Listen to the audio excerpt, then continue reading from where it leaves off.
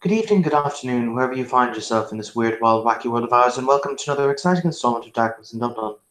This evening's scene is set on the Docklands, just located outside Drumcondra, out in the centre of Dublin City. The rain washes down. However, it can't eradicate the smell of sin that seems to rise from these streets and these streets alone. Tisk, tisk, tisk. If God was watching, he might even shed a tear, for here is where angels fear to tread. It is this place, in this dark city of shadows, where the drugs that ruin so many lives filter their way into the city, where broken dreams of those illegal immigrants and trafficked persons mix in the sweet, heady stench of human corruption. Welcome, ladies and gentlemen, Madame de Monsieur, to Hell's Own Corner.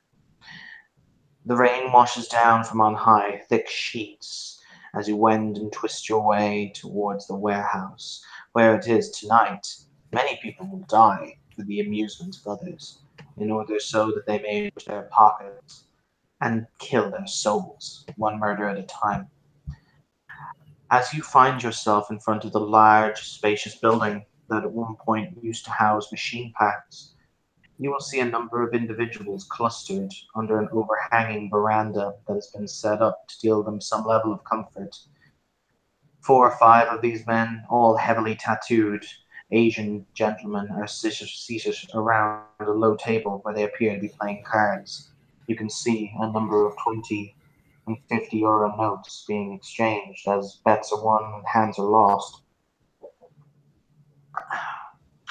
As you approach, and I will do your own introductions one by one of the figures will step forward. He's a well muscled man, you'd guess in his early 30s. He has a no nonsense look on his face, and if you will observe the left pinky finger, his pinky finger on his left hand has been entirely removed. He will stand up and walk towards the incoming group. I'm going to say Crib will arrive first.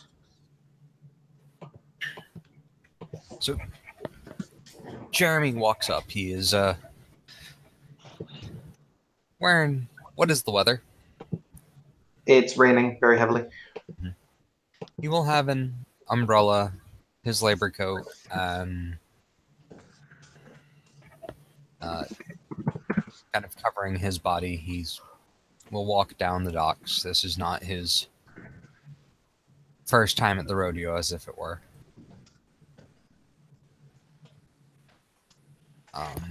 And he will walk up to the door guard / bouncer and hand him the card that he was handed last time. Ah, welcome back, honored sir. I take it that you're not carrying any weapons on your esteemed personage. He will unzip his coat and he will open it up. He will allow himself to be inspected. He is not carrying anything physical. Good. In that case, the Ebon Dragon bids you welcome. Please step inside, honored patron. Thank you. And he will zip back up. He will go inside. As he enters, he will turn around. He'll shake his umbrella on the outside. I don't remember. Last time, they had a coat check, yes? Yes, they do. And then there is another wall that is clearly made of plywood that has been set up through which people are walking. There's a number of people here of various different walks of life, some of whom are dressed in suits that must be worth 10,000 euros, some of whom look like junkies on the street, but they all intermingle in this place as waitresses who are dressed in very, very, very skimpy attire wend their way around. Each one of them has a single kanji tattooed above their heart that you can all see, but if none of you can speak Japanese, you've got no idea what it means. They are serving drinks and refreshments, aperitifs, etc. Next we will go to... I will appropriately coat check, leave the umbrella, so I enter dryly. And then take various drinks. Hey, free drinks for the hobo. All right, Right. Next, we will do the entrance of, well, her real name is Samira, but here she goes by, is it Atama, Tim? Because you're technically working here tonight. Yeah, just Atma. That's how it's pronounced. Okay. I'm just rolling the effects I would have brought up before the scene. Slight question. What would the dice roll? What's the dice roll going to be to stabilize somebody? Int medicine? Int medicine, yeah. All right, cool. So, like, oh, sorry. Oh, no, you as she approaches. She is wearing a hoodie, and her arcane is up. Like, hardcore arcane is up. That's fine. As you approach, the same figure, Tam, will look down. He snaps his fingers, and one of the boys throws him something into his hand, at which point he'll say, Atma, good to see you again. Here. And he'll press an envelope into your hand. And the envelope will be pressed into her hand. She's like, oh okay. Oh, you're not, you're Goon Samira, dear. Oh, I'm the other Samira? Oh. You're Goon Samira, dear. I need to change my shit. Because when last I recollect, you were still Goon Samira in the thing, so I'm trying to keep it roughly comparable. Okay. When in doubt, I just flip the coin again. But yeah, she'll say, thanks, fam. Oh, can I get the watch link? Where is it again? Down at the bottom right of the screen, there should be links. You can click it. One will be like embed, the other should be YouTube. There we go. Links. YouTube. Should I just post it in the chat? Yeah.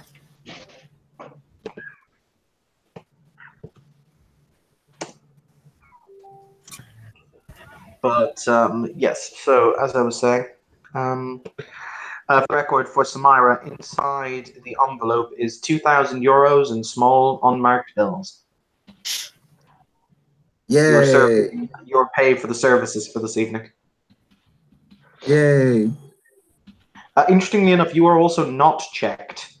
If you bring a weapon or other items in here, they are not checked for. Okay, I definitely brought like basic medical equipment, different medicines, things like that, to properly take care of people and all that. That's fine. Next, in that case, we will do Flynn. Flynn, you may arrive.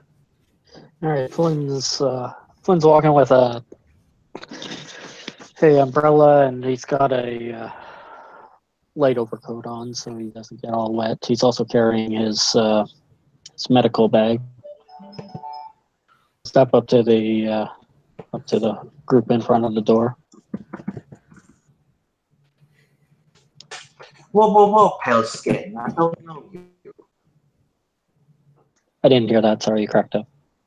Whoa, pale skin. I don't know you. My name's Flynn Beckett. That's nice. Why the fuck do I care? I heard that there was a party going on here and figured you guys need some help in case somebody got hurt. The fuck you talking about, white man? People get hurt here all the time. That's why they come. You think we care? Just shrugs.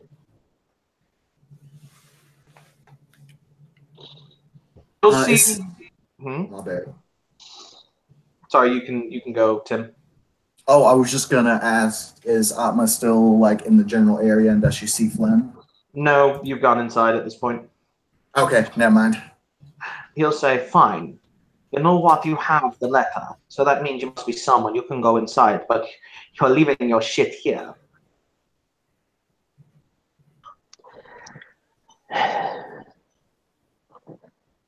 And he'll go back to his car and leave his bag in the car then. He's not leaving it with them. That's fine. Will you object when they search you when you get back? Nope. Cool. Do you have anything on your personage? AFK. Nope. Awesome. In that case, they'll let you in. Whee! Still Entrance. going.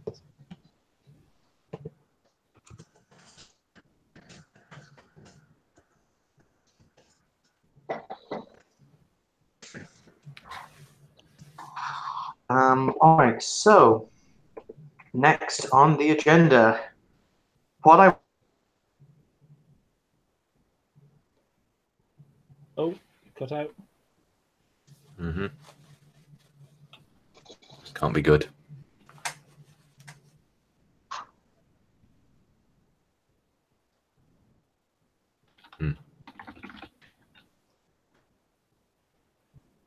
Yeah, Evan's cut out. I mean, unless anyone else can hear him. No. Nope. Right. You know what this means, don't you? We can create havoc. There's nothing that you can do about it. Remember, don't go in, bell it down from the outside and leave. Yes. We can go up to the Yakuza boss's desk, spit on it, read his emails. Just type in LOL, lol, and then walk out of the room then. Yes. Quick, steal all the power cables and run. Yeah.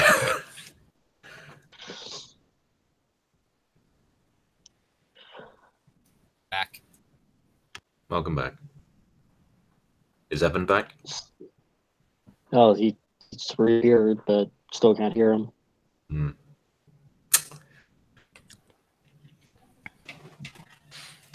We're just eternally driving in our bikes. Oh, yeah. We can Oh, go- Jesus, it's still a long way. Um, So,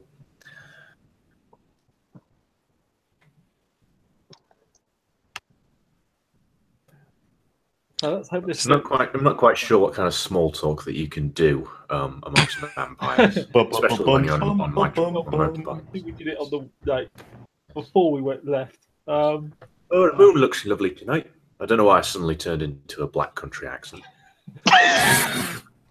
Let's hope this mission gets Oh, yes, there was the last one. You know, that moon out there, you know, we don't want to be, we don't want to be driving too much out there, you know, it's a full moon out there, don't fucking werewolves might show up.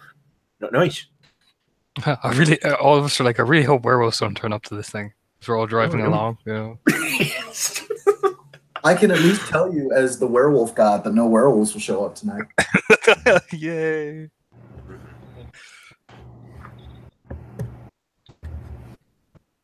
For I am Actually, Gaia, I wasn't the black and country Gaia accent, is so a the 22-year-old black man in California.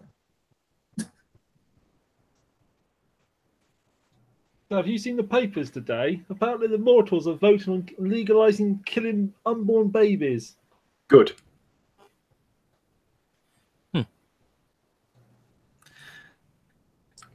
Moving swiftly on. Yeah, like, ooh. I don't know. It doesn't feel right to me. But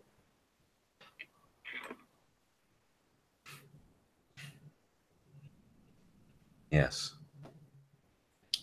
Oh well, you run out of things to do. You run out of things to talk about when you don't have a storyteller to torment.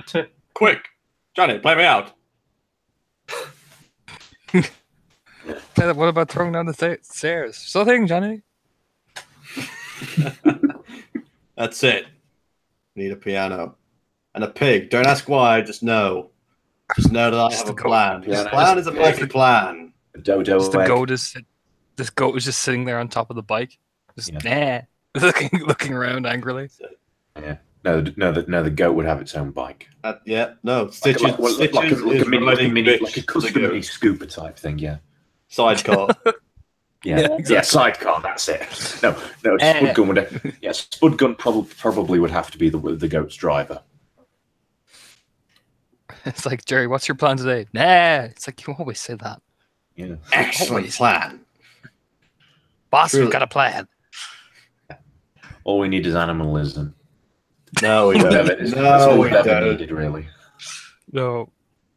Oh, No. we never needed that. We have to figure All out the what the pack bird has to is suddenly saying. become Dr. Doolittle. We have to figure out what he's saying through interpretive dance. Yeah. Aha! And I got back in before it terminated the broadcast. Booyah! Aha! Yeah, we didn't manage to create too much havoc. We ran out of things to say. Yeah. We just proposed that we would break in, like scrawl like naughty words on the walls and go up to the Yakuza boss's desk, spit on it, and then read his emails. We break in, leave the goat to leave the we goat went to too stand far there. with it. Yeah, I choose yeah. to point out, kids, I love you all. We've already had one break and entry fuck up today. I don't want to make it two. Jesus. All right, so my apologies for that. My internet just had a really weird crackle. It's working fine again now. So Bikerocalypse, or Bikeopolis, as I'm going to call it from now on. Amelia, what have you done? Tell me. Mobile division. All right, the K-Night Mobile Division is a go. Motorized division. Okay, now I need to know like shit, like what did you spend influence to do, etc., and why? I would have spent influence to let them know that the Hound biker gang is coming, that they are attending to the event, and they will be entering a fighter into the event. The fighter's name is Motor Runner, which is Amelia's ghoul. They also would be interested in talking some business. If basically it's like, we're here, this is some good word, you know what I mean? You know, everything nice and smoothly. Nobody's here to cause trouble. Okay. Essentially, as we arrive. How many peeps are you bringing with you? So there's you. Hang on. 1, 2, 3, 4, 5. There are 5 players by my count. Mm-hmm. 1, 2, 3, 4, 5. Yeah, 5 on the dot. And how many, like, are you bringing NPCs or what are you bringing? Probably the ghoul, I would imagine, would be coming as well. And Okay. just like maybe 1 or 2 members of the biker gang itself, so it looks pretty legit. All right, coolio. In that case, are you a Harley gang or are you like a Yamaha gang? Harley. Mila drives a Harley Sportster 883. Oh, Vroom, vroom. every single Japanese person will look down their nose. And everybody for like a mile can hear them coming. Oh yeah. Oh, yeah. Oh. It's the sound of thunder. No, it's actually Guns N' Roses, but yeah. So like we roll up, you know, all of us in our bikes. All right. As you do this, all of the Japanese guys, whereas they didn't seem to show much interest before, they now suddenly show interest. You'll see them stand up. Many of them put their hands into coat pockets or behind their backs, which intimates they probably have hidden weapons in these pockets. As Nine Fingers Tam will walk up, very smiling, and he'll say, "Ah, gentlemen, so good to see you. The hounds of, I'm not going to attempt to pronounce it." Amelia just takes off her helmet and shakes her hair. It's good to meet you as well. And she'll stand up. Pleasure. My name is Nine Fingers Tam. The august personage in the form of the Ebon Dragon bids you welcome to his territory.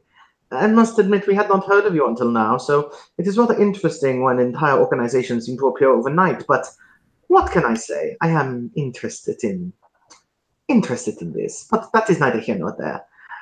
Who among you is your Omaya? You have no fucking idea what an Omaya is. She just assumes who's who's the big guy, who's the big dog, and she'll just raise her hand.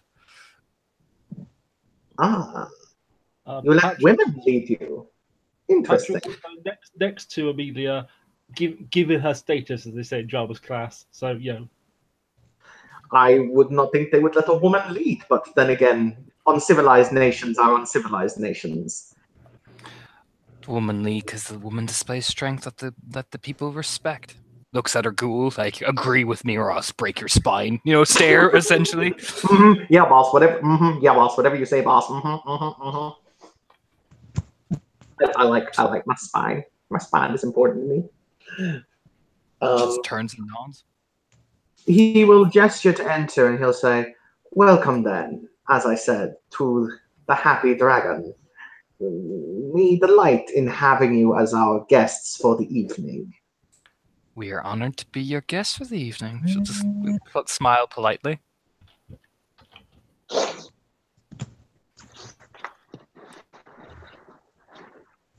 Yeah, she just rolls the fuck in, you know.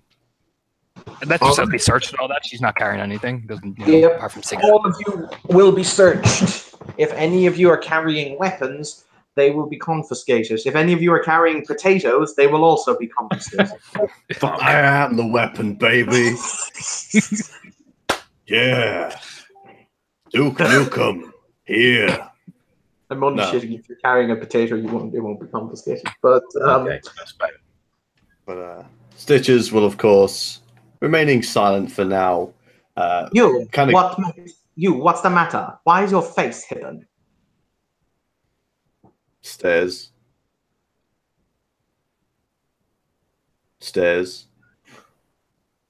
Take off the bandana. How about no? How about you stop talking like the motherfucking Joker and do as I motherfucking say? Oh, Kitty's got claws. It's funny that, ain't it?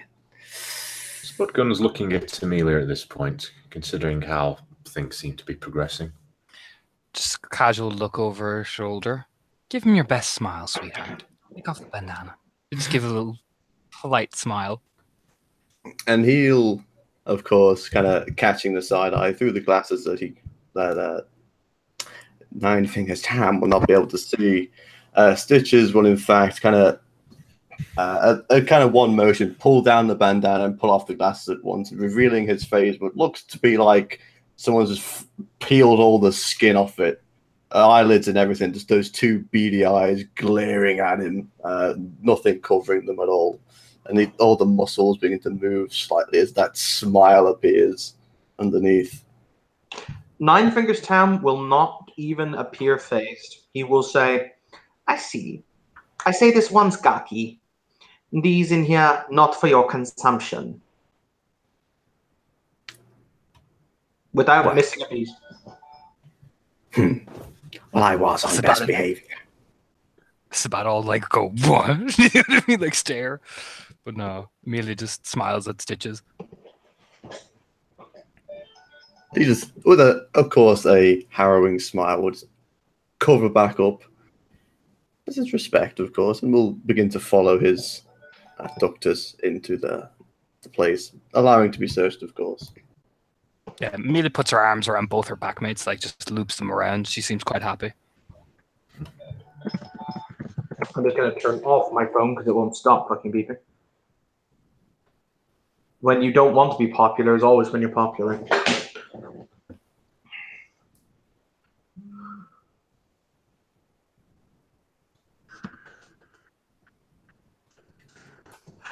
As you enter, once again, you will all once again be searched. So none of you are now carrying weapons. If you had any weapons, they will be returned to you. He will say, when you leave, you'll get your weapons back, Gaijin. On a side note, I feel like I should be selling some Mugwai, but that's neither here nor there. Until you enter into the main room opposite, where there is a coat check if you wish to check any of your wet or damp clothing. Because it was raining rather profusely. I was about to ask, Evan, what are your thoughts on Mr. Burton's knife? On whose knife? I'm giving you grief about the accent. I hate you so much right now. You reminded me of Lopan. I'm sorry. You're getting judgment. But yes, so the lady behind the coat check is a rather attractive young Japanese girl who will bow politely as you enter and will take any garments you want and give you back a small ticket that will denote the number which she has hung them up on various pegs. With that in mind, ladies and gentlemen, I assume you're going to step on through into the main room of the warehouse, because inside here is just a small cook check area. As you do so, boys and girls. I was going to ask a question as they walked in. Okay, ask a question. None of them ping on your wife's side. Cool. My second question. I see someone there has Beacon of the Unholy. Do I count as a devout mortal? Yes. Cool. Hello. Hey, fam. Evan, just so you know, I did the rolls on my blue book for Life Sight and Prime Sight.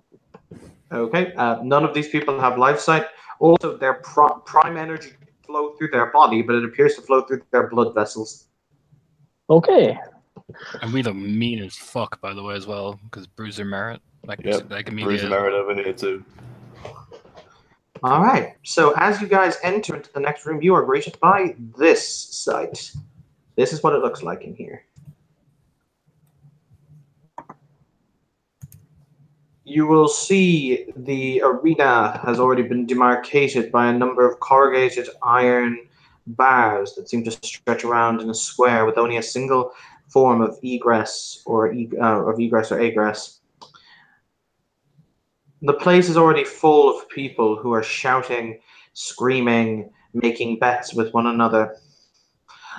At one side of the room, there is a raised dais upon which there is a single black wood chair that appears to be very, very, very imposing.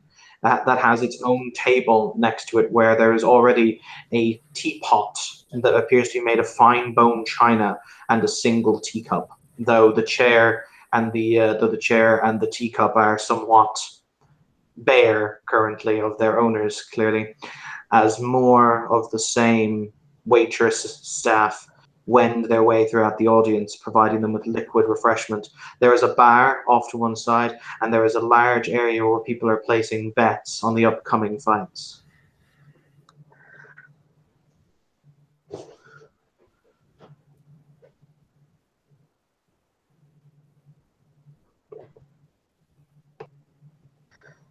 If Flynn will step in and he'll look around.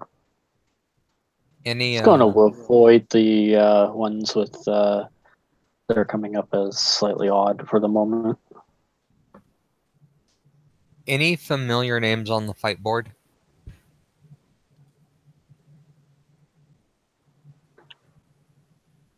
Only one. This is more of an exhibition match. So they have basically I will point out, in the center of the arena, kneeling on the ground in a what looks to be a meditative position, you guys will see, one moment, you guys will see, where's the picture? There we go. This young woman kneeling in a meditative state. Pictured exactly as she is. Okay. And hers, for those of you who know, is Kanyen Nagumi. She is also the champion of the arena, and hers is the only name to fight no less than 8 different opponents this evening. And all at ridiculous odds for the opponents to win, correct? Correct. I will bet $5 on each one of her opponents. Okay. These are, I will point out, these are at odds as ridiculous as 60 to 1. Yes. Wheeler turned very casually. Stitches, sweetie, will you put a bet on for me? Oh, I don't know, honey. What you thinking?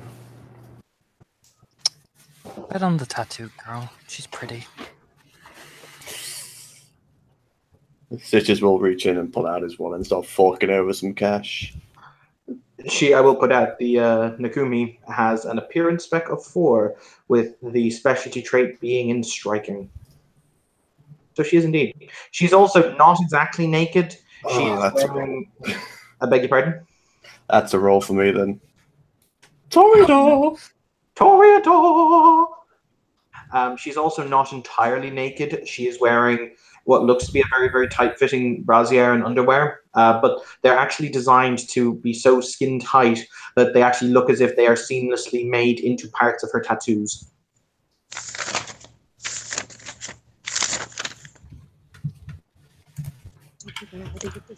Alrighty, cool. Other than that, So, there were just people making bets and shouting about the odds and people laughing and drinking.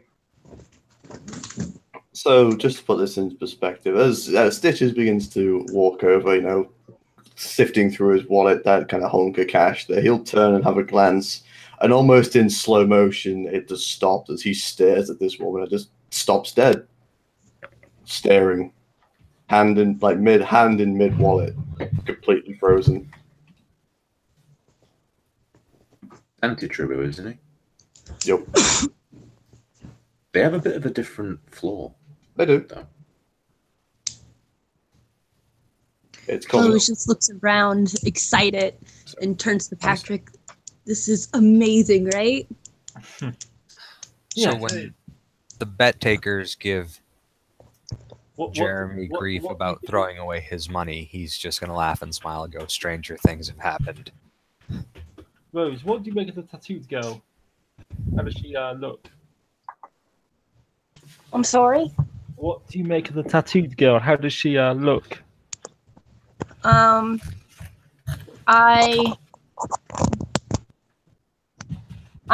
Rose nods, and she turned her aspects on. She's gonna look at the aura of the tattooed woman.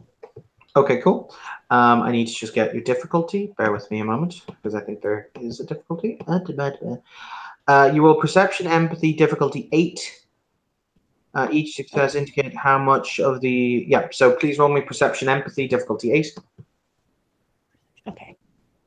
Hopefully I get this. Pop an AFK for another second. No worries. 1, 2. I got 3 successes. Okay, cool. Her aura appears entirely human, except it appears to be, and this is something that really looks weird to you and you've not seen it before, it appears to be wrapped up in a circle of what looks to be, it almost looks like a purple chain has wrapped around her aura, and it flicks every now and again intermittently with some kind of power, like electricity kind of running along it, going zzz, zzz. As to how she feels, because you will be able to determine that, her feelings are, she is, at the moment, she has gold. By the way, the chart for this is on page 136 of the book. She has gold in her aura with a tinge of violet. But her aura looks really funky. She's still a human, like as in she appears like an ordinary mortal, but that chain looks very odd. Okay. Rose turns to Patrick. Well, she's definitely mortal, but she has something weird going on. There's a chain around her that sparks like lightning. Okay. Well. Do you know? I don't know what that means. Don't speak so loud, Rose. Amelia, lean in. Don't start saying mortal around everybody. They might think something's wrong with us. Just smile. Okay. Rose mimics zipping her lips and nods. Yeah, good job. Keep your eyes open. We'll see what else is about.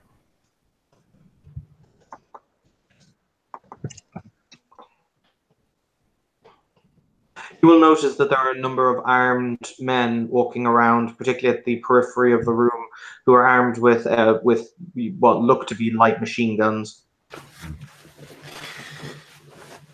Well, that's fun and exciting. So things like, basically things like Uzis. Woodgun will probably nudge Rose and whisper to her, "What about the lads there with the guns?" Mm-hmm. Sorry, I'm having a hard time hearing. Let me turn y'all up. It might be my terrible Irish accent. I apologise for that.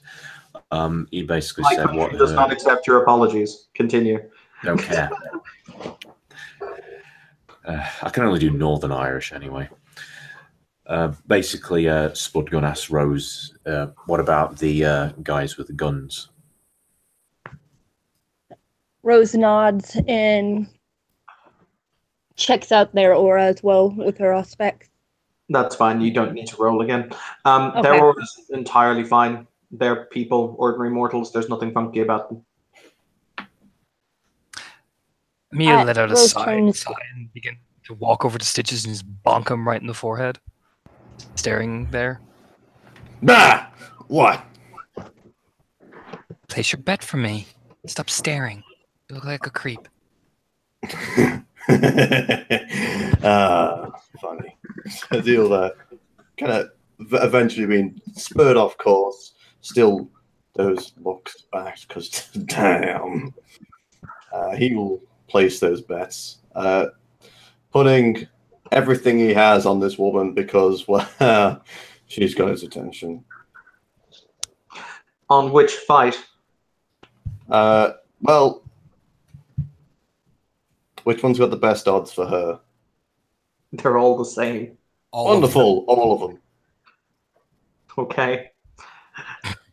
The interest on any one of her fights is something stupid, like for every €5 put in, you get 6. Beautiful.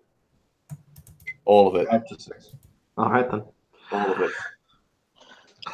At this moment in time, you will see the lights in the room will dim ever so slightly, and they'll take on a vaguely purple look. You will then hear the door, the large door at the other end of the room, grate open, and it reveals the teeming rain outside.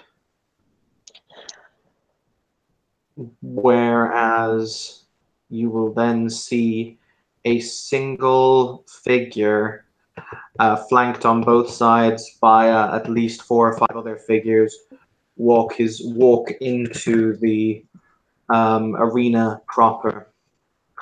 There is the kind of the sound of a swooshing of robes and the sound of the clicking of heels as he enters, as everyone, as as most of the Yakuza in the room who are evident via their tattooed patterns, etc., immediately give attention to the dais where the man proceeds to walk to seat himself.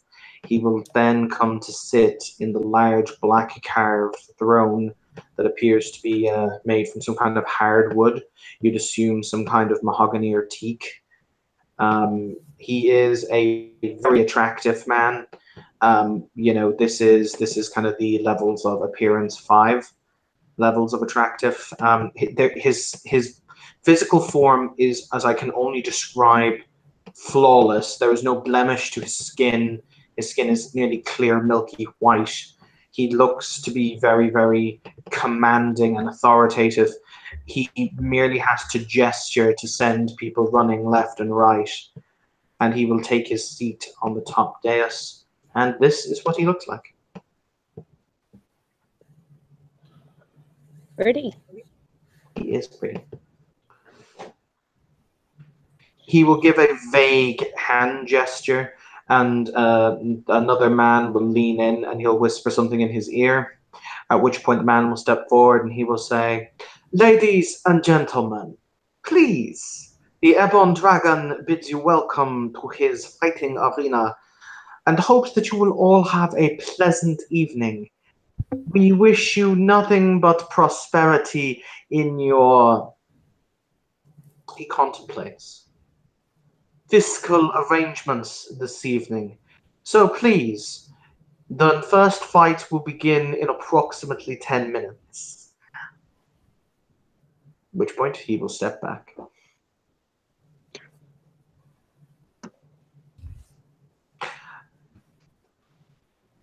Okay. Hi, Rose. How are you? Gonna say, who's the first fight? The first fight is a man named Jack Finnegan versus the champion. Okay.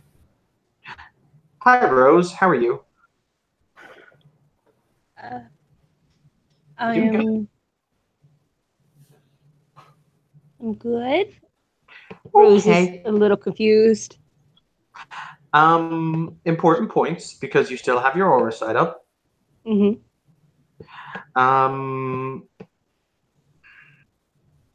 Hmm.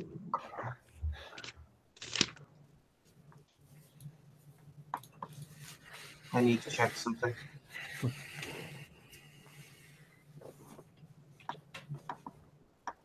Okay, because I don't think it does exist.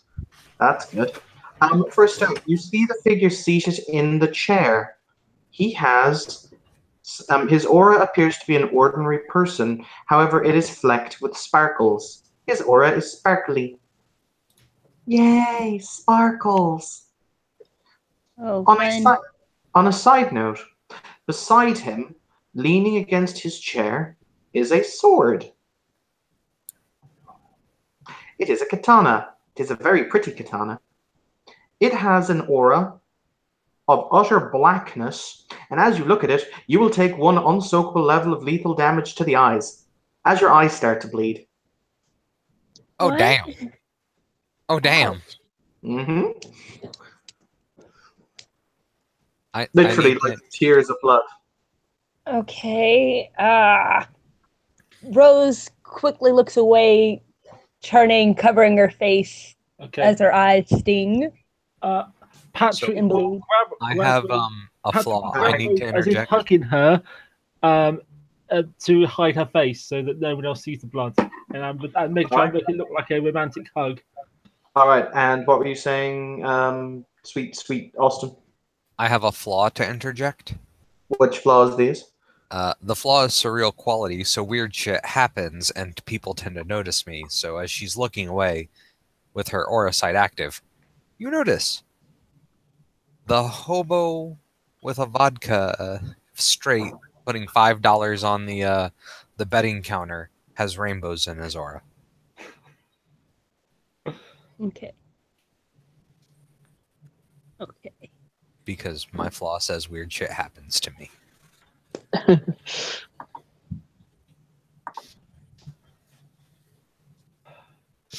you okay, Rose? What happened? I don't know the sword. Okay. Aura. Black. Take your time. Open it. Black is not even an aura on the paletted color of auras. Yep. Take your time. That's scary. Compose yourself. Okay.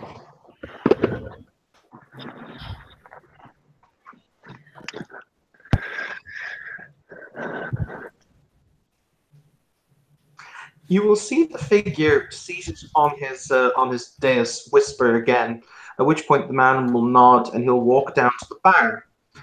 Walk, walk, walk, walk, walk. He will exchange a few words with the bartender. Talk, talk, talk, talk, talk, talk, talk. At which point the bartender will nod and one of the waitresses will disappear from the room. Continue on. Maybe you just calmly walk over to Rose, probably having Spug Gun and Stitch's flank with her. Aye. And we'll just, reach into her pockets and just take out a small tissue and just dab Rose's cheeks.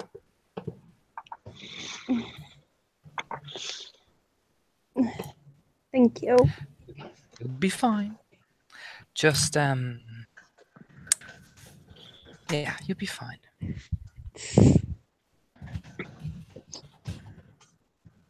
I don't even know what happened. Hey, question. Do I see the chick with her eyes bleeding? Do you have Prime sight up? No, I just got life sight. I do. All right, guy who has Prime and Life set up. You will see her Prime energy escaping through her eyes. Yeah, he. And for Karina, not for Karina, for Samira, yes, you will see blood, but there's no life in the.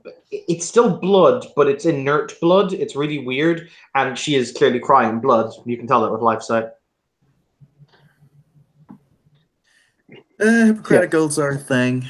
Also, Atma's curious, so she's gonna approach these like 3 or 4 people that aren't breathing or have no signs of life.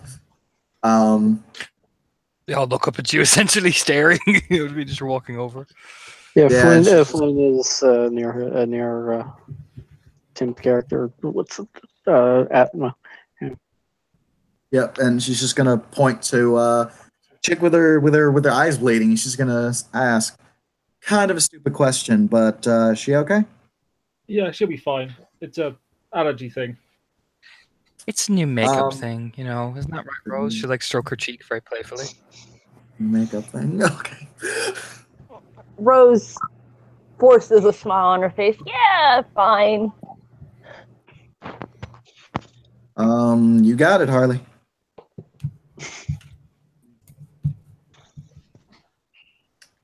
See y'all later then.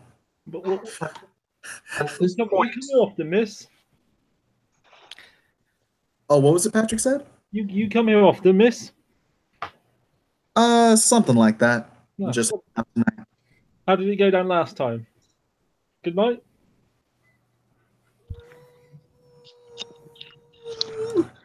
And here no I one thought- died. No. Hashtag you're welcome. By the way, guys, at this point, the waitress will return, and she will walk up to the group, and she will bow as she holds out. Hang on, 1, 2, 3. As she holds out 5. She has a tray upon which there are 5 cups, and she will say, in a very low voice, "A gift from the master of the house." Thank you. Should take it. Do you This feel is this all- take it? He'll take it, but he'll look Yeah, in it yeah. just to double check that shit. There is most definitely blood in those cups. Spudgun, he'll smile as he takes it and probably looks in and then looks all to the others. He's going to Yeah, have takes to a wait sip. until the waitress, and everyone else who isn't Cainite departs before he'll make a comment. Mia takes a sip, looking right at the 2 people who have arrived. It is most assuredly blood. There is no blood bond effect.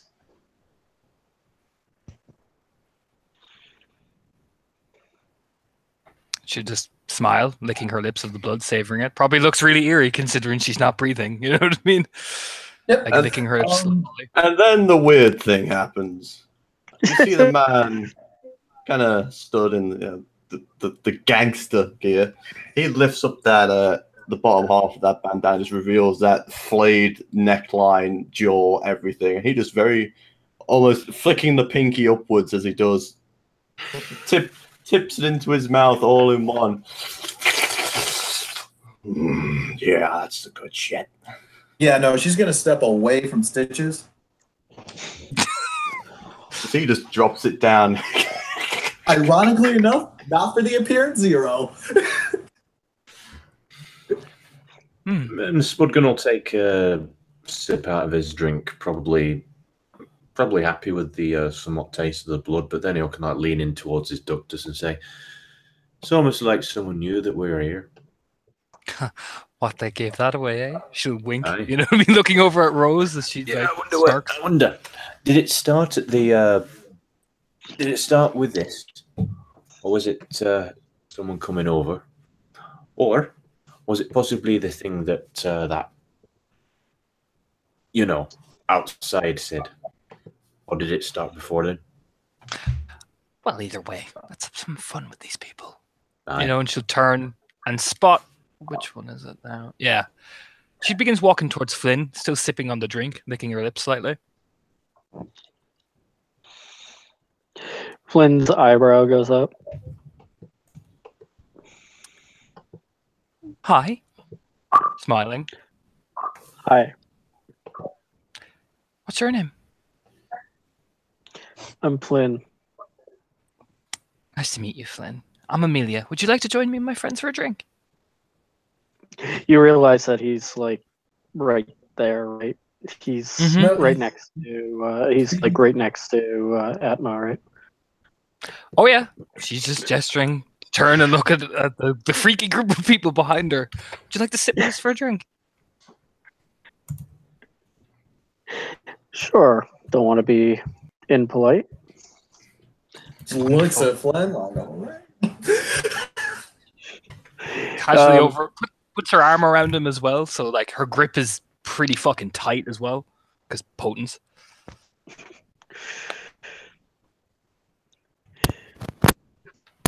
Hey, Evan. On a side note, we have 3 viewers. This is like the most viewers I've ever had in a Hangout. Yay. Hooray! On a side note, I choose to point out that universally, and I say this for no apparent reason, but I choose to say it nonetheless. Slither, slither, motherfucker. Slither, slither. But anyway, hello, Solon. Yes, Mr. Mr. Finlay Weiss, you will be standing on the dais with Sideshow as they overlook the proceedings. Sweet. The fights haven't even started yet. That's fine. I don't even have access to this character sheet anymore, remember? It's fine, So, don't worry about it. what Amelia will do will lead Finn, again, arm around him, back over to Spud Gun and Stitches and Rose.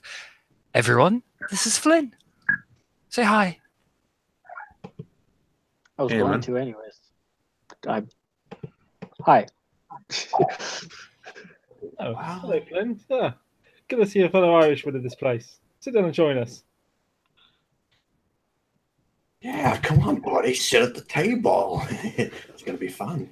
Got some fights.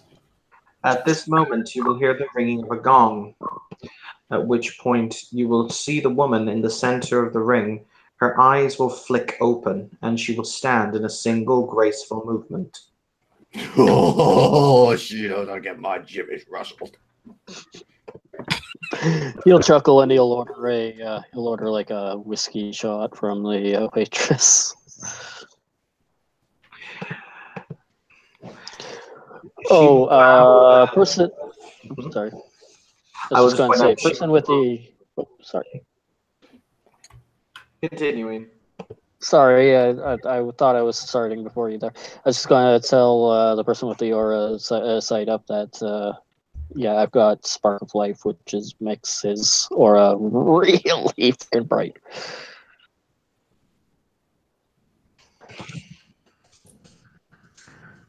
I just want to add this in as a side note. It also means your blood tastes fucking delicious.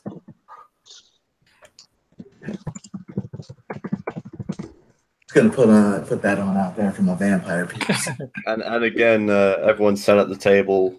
Although he's quite buff, he looks pretty strong, quite intimidating. Something just feels very fucking wrong with this guy. Really unnaturally just fucking wrong. All right. At this point, a fiery-haired Irish individual will stride into the ring. He must have at least a foot height advantage on this woman, and probably outweighs her by at least 60 pounds. The crowd will close in around the metal frame of the cage in which they now find themselves. You'll see the figures on the dais look on with a near, almost pedantic interest, as the woman will bow and she will say in a loud voice in English, "I die for the glory of the Shinsengumi, my lord," before she will turn to face the oncoming attacker. Atma's going into her station just to be ready. The man comes at her with an overhead swing, bringing his fists cascading down that she easily sidesteps. Her hand then goes to his wrist with a viper-like precision. You hear the sickening crack and crunch as she hooks her arm around behind his shoulder, dislocating it in a single move before, when he hits the ground a mere handful of moments later, she crushes his windpipe with a downward kick to his throat. The match is over in a matter of seconds. As she starts, Stitches will lean over, grab Spud Gun by underneath the jaw and top of the head, lifting his head up with him as Stitches excitedly kind of jumps up oh, fucking look at that. Fucking hell, man. Yep. Seriously. Oh, I mean, hang on, let me double check. What was his vernaculum to them? Because I think actually that might dictate how he. I'm just gonna dash on out. Actually, pretty good. Actually, pretty good. So, yes, Spudgun just like it's not like overtly like hostile, but it's more like kind of like the jovial stuff that friends would do, and he'd be kind of like just politely take their hand off of his jaw, and swat them on their shoulder, not stiff or anything. Oh yeah, of course. You brush his hands off. He seems more excited as he kind of, for all intents and purposes, vibrates in spot as he's staring at this person intently. Yep. Atma's gonna go and start taking care of the dude that just got his windpipe crushed. That's gonna be fucking annoying to take care of.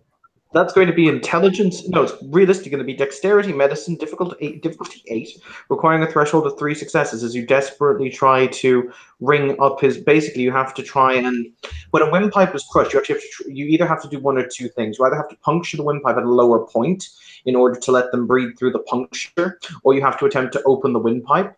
So, which method are we going to try today, Samira? Which one is going to be less invasive for him? Puncturing the windpipe? Puncturing the windpipe. She's going to be doing that. I have 2 successes on my life sight, so that diff's going to go down to 6. Yep, they'll go down to 6. You'll require 3 successes. Going to spend a willpower. Here's hoping. Oh, like a baller. I've got 6. Yep. Basically, you give him an emergency. I think it's actually referred to as an emergency tracheotomy. Tracheotomy. Yeah, but he's dragged out of the ring first as he's choking on life. At which point you will use a flick knife, plunge it down in, twist it, and put a small pipe, basically made of what is essentially a drinks straw from one of the cocktail bars. You'll rip it in half, and you'll force it into the wound, so he is able to continue to breathe. However, he will realistically need proper medical attention, see a hospital, or he will die. Okay, but he's at least okay for right now. Yes, he can be transferred now to a hospital. Yep, we can facilitate that. And at that point, Sam could have somebody else have actual equipment. Be like, oh, hey, go. On a side note, for Rose, when she made her movements, you saw the chain around her flicker with more energy. Okay. Question: did I see Asma do all that freaky thing with her knife? Yes. Like cut open for the tracheotomy. She drags him to the side. Yep. Perfect. Oh, even better. So Amelia, watching this, takes a long sip of her drink and looks over at Flynn, like her eyes going wild. What did you think of that?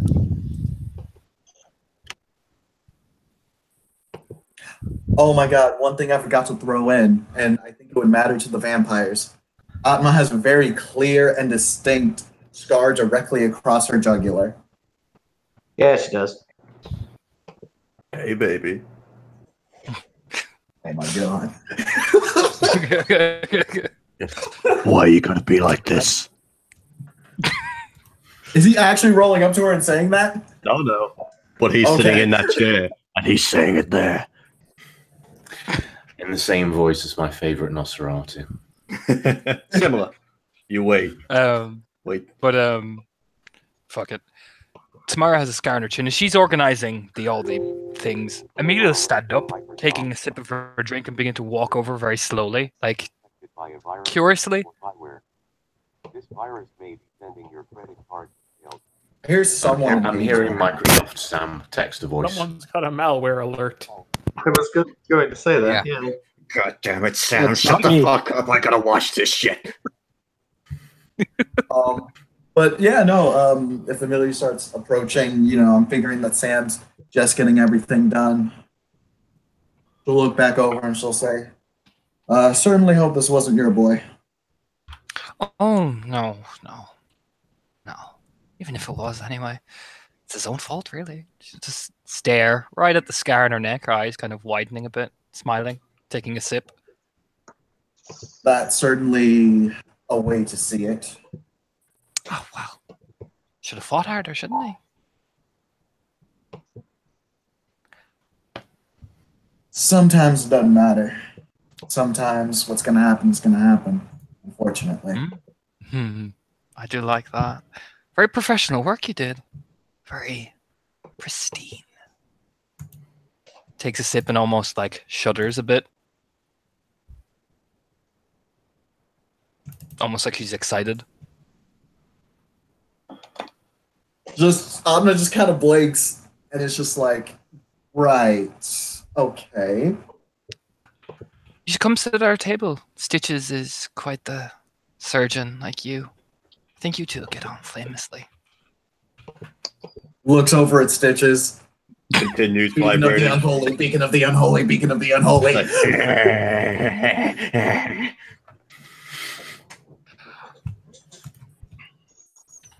At which point I will point out, the gong will sound again. Shh! Everybody shut up!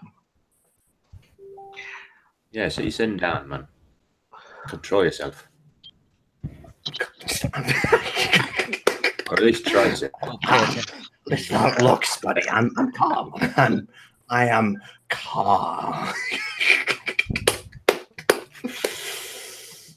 Jeremy will pay attention to the gong, look up at the throne, and then into the fight pit. At which point she will rise again from her seated meditative position as another individual, a large, you would assume he's African American or possibly just African man, walks into the arena. Once again, a huge size and weight advantage that he possesses. He must be at least a foot taller than her and outweigh her by at least 100 pounds this time. She will once again offer a graceful bow to the dais and announce, "My life and death for the order of the Shinsengumi, my lord." At which point she will turn and enter her fighting stance. So, can the night folk detect magic? I remember it was somewhere in the M20 book. Yes, they can. I can. I don't have aspects. So we have awareness though. Okay, it depends. Are you talking about can night folk? They can roll awareness to feel a hinky sense. Vampires can roll awareness to see a hinky thing or to feel a hinky thing. Universally speaking, they might be able to identify it, but they will still get the kind of shiver that runs up and down their spines. Mages can often see magic because particularly if they can perceive prime, because inherently all magic, regardless of the way it's explained is all magic, regardless of its source, is inherently powered by prime, just prime under different names. Mm-hmm. Blood is prime, glamour is prime. It's all just different flavors of the same energy. And I believe, well, I don't have to make a ruling on werewolf because thank God I don't have to, but I believe they can roll primal urge, is it? Primal urge. Yeah, it's generally primal urge. There's some gifts that let you enhance that a bit, but yeah. So, hey, Evan. Yes. Offer for anything coming up on Prime site? Oh yeah, the woman in the center has been enhanced with Prime dozens of times. So, just let me know what I get off of a kenning roll and give me a difficulty. Okay. No worries. Perception kenning, difficulty 6. You'll require 2 successes. Whilst he's doing that with his kenning, can I do a bit with what little awareness that Spudgun has? Yes, you would realistically have to be okay. I've always taken you would have to roll your awareness in. Okay, the way I view awareness from the way it's written, because it's written in a really weird way, is in the event something happens, you may roll awareness as a nearly reflexive thing. So now that if you pay attention during the fight, yes, you can roll awareness because something will happen, but as it's happening now, nothing is happening, whereas kenning is just if it exists. It's a bit of a weird one. Okay, so short answer, no? Short answer, yes. You'll just roll it when they're actually fighting. Okay, I'll roll it now, and you can tell me whatever. No worries, it's the same. 2 successes, different 6. Okay. I got 5. 3 successes. Any objection if I jump in on that awareness roll? No, everyone can feel free to roll their supernatural sense. Do I ping anything on my life site that I have up? In terms of her? Yeah. Yes. Yeah, 2 of us have life sight up, so.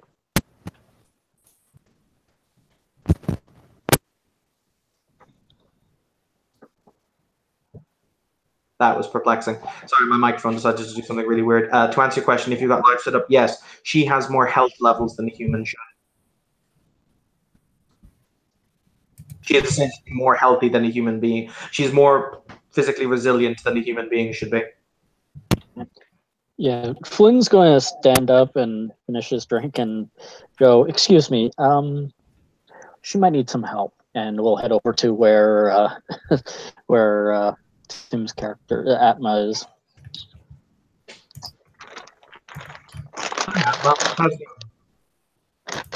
Hey. Hang on. Tim, you there? Yes.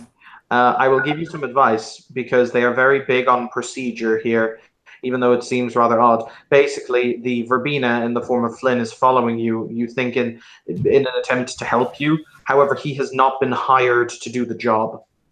Just in case you want to warn him. Actually, honestly, Flynn was just looking for a reason to get the hell away from that table. But we just walked over to where Amelia is chatting to Samira, so she just turns like, "Oh hey," you know what I mean? Like eyes wide. Yeah, he can. He can deal with being around one of you. That table is a little too crowded.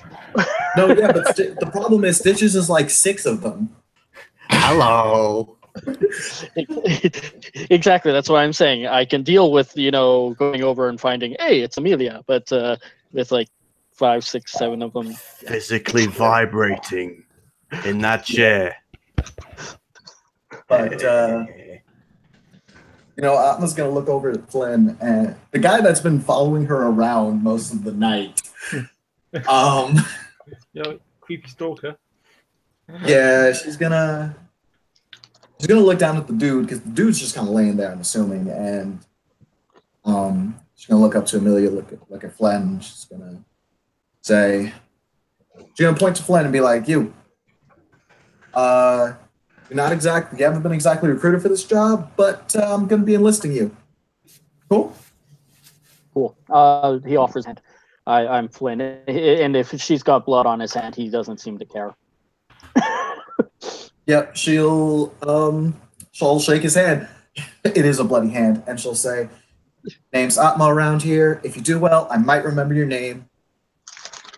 We need to get him somewhere so he can properly lay down. This concrete kind of sucks." Mm-hmm.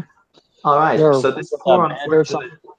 this poor unfortunate man will rush at the much smaller woman, at which point he will raise his fist to hit her, at which point she will use 2 fingers and she will jab him right in the center of the chest, at which point his eyes will go wide as his hand falls limp, at which point she will plant her foot in his groin, use it as a springboard to vault kick him right under the chin. And he will fall like a sack of potatoes, blood being disgorged from his ears, nose, and mouth.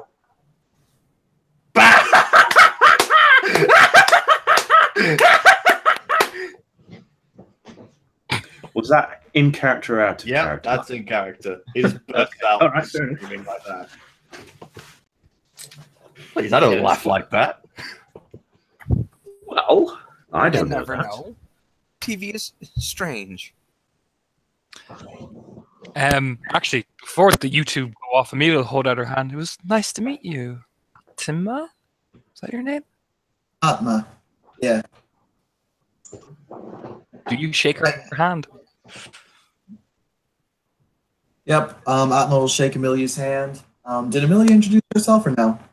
She's like, "Oh well, I'm Amelia, so if you want to ever come by and have a drink, be nice to meet you." As she like holds your hand, letting the blood go on her hand, smiling. And just take it away slowly. Atma's just thinking in the back of her head, she's gonna lick her hand in front of me. She's gonna lick her hand in front of me. She's gonna lick her hand in front of me. Yeah, she put up and just like put one finger in her mouth and just. And there it is. If slowly walk back to her group, like licking her hands. smiling to herself. See, bloody hand digits. Evan, just so you know, while we're still there working and figuring with this, the first guy, okay. Lynn places his hand against the other guy's skin. So with Spark Life, he will be healing with the same alacrity that Flynn is capable of. Okay, that's going to be absolutely vulgar as balls. Just merit. Not a use of a power. What merit is it? Spark of Life. What does that do exactly? I know what the merit. I know where the merit is, but I'm not exactly sure what it does. I've got it up. I can tell it to you. Okay, blessed with great vitality, you heal injuries with heroic speed and ease. Own injuries from lethal. Heal as if they were bashing. This damage is lethal, right? No, aggravated. Dear. Oh, is that? Oh, okay. Aggravated heal. Oh, sweet Ebus. I know, right? Dear God. 1 second. Batman's pattern has been ripped.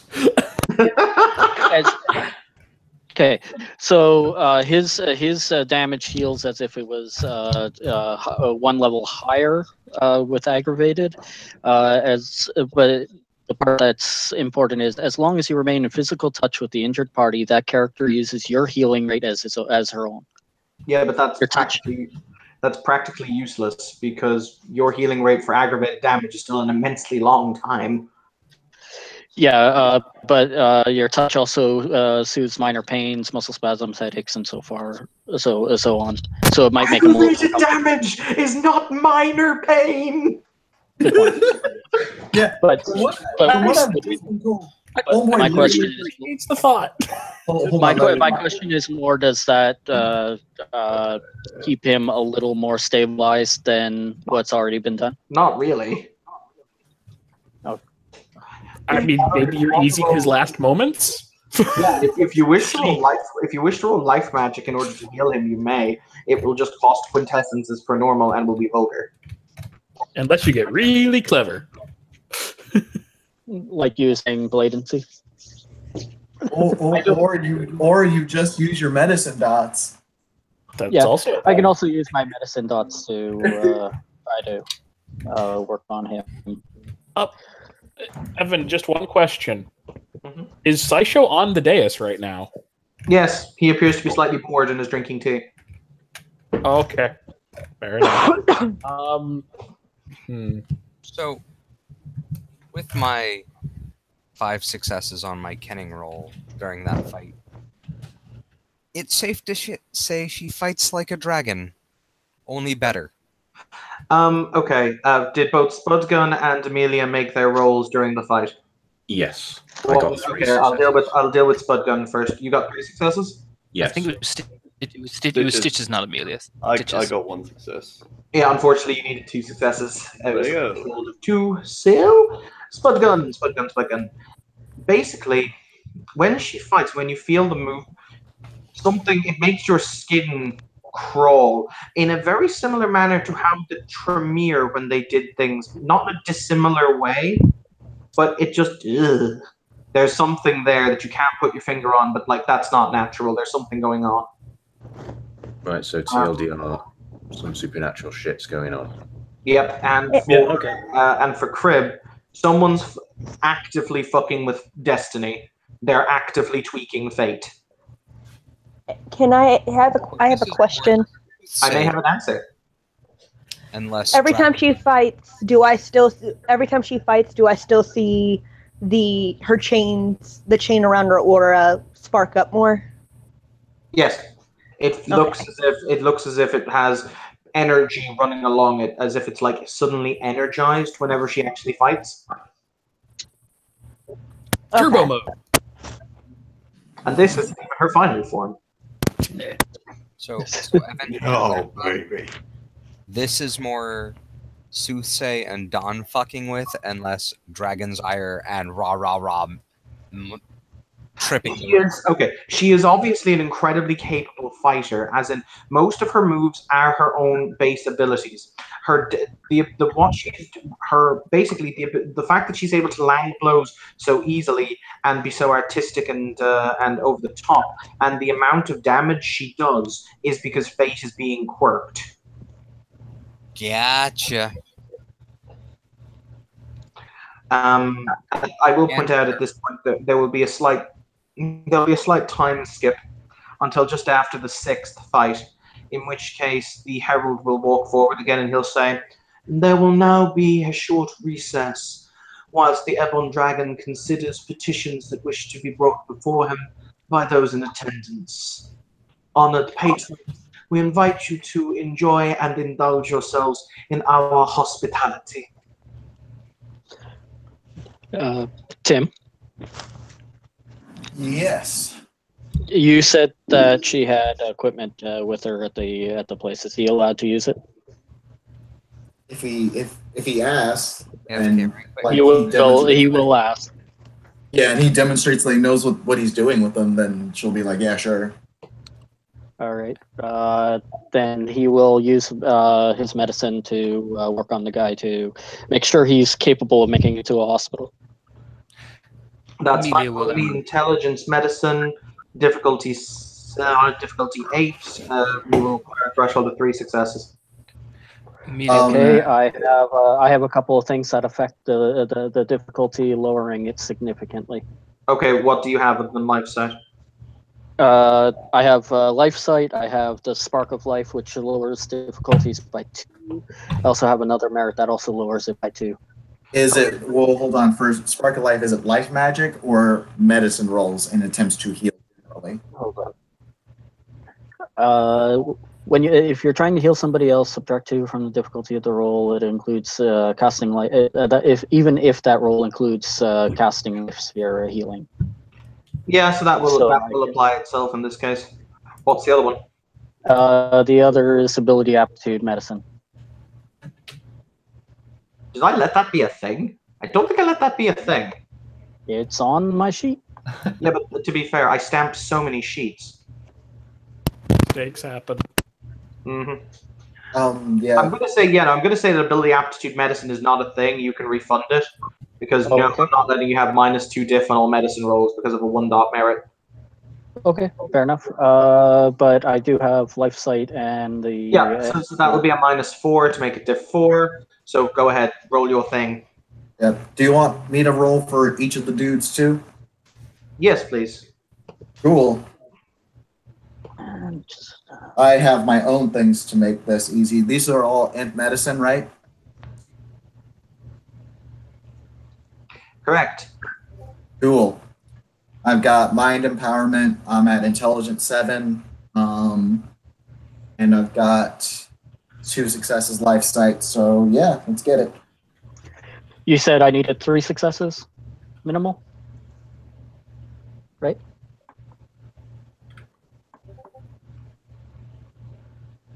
All right. Sam's got Correct. 4 on hers. I've got 3. All right. So yes, you will make it so that they're able to make it to the hospital.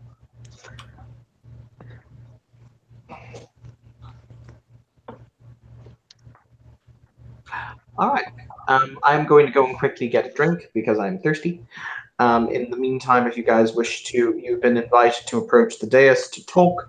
You may converse amongst yourselves in terms of what you would like to do, and I will return later. I'll return in a few minutes.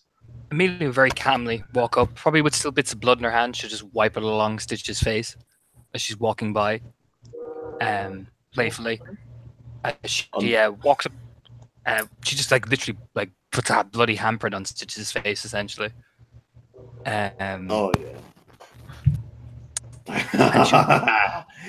Oh, give me some of that shit. And she'll calmly walk up to Patrick, keeping all her pack in here so everyone can contribute. Do you want me to approach the dais? I reckon so. As you think I best. will. I've got some learning for you, though, boss. And he'll kind of Mind. he'll look around before he'll lean in. There's some right voodoo type shite going around here. That woman, impressive as she is, she's I'm not quite sure what exactly they're doing, but they're rigging the fight, but not in a way that you'd usually find at some of the bookies. The only thing I can tell you that it reminds me of is those fucking Tremere. Just Terribly. Well, I do have a little bit of information. I don't know how much it means, Rose whispers, but every time she fights, the chains around her light up with such intensity. She is so fucking hot, it's unreal. Aye, but how much do you think that's real? She leans down very casually to Rose. What's your play with the petition? We'll go up and talk and have some fun and chat some business. Keep it all casual. That's the best thing. Sounds good to me. You've got a good head on you. I'm sure you can manage to do it. Do you want some cup? Do you want me with you? If you want to be. She'll grin. She'll lean down to Rose, like playing with the top of her head with her fingers, like drumming them. Anyone else weird enough? Apart from us, Rose, darling. Yeah. Yes, there was someone here right before right as my eyes burned so badly. There was someone here with a rainbow energy. Which one is it?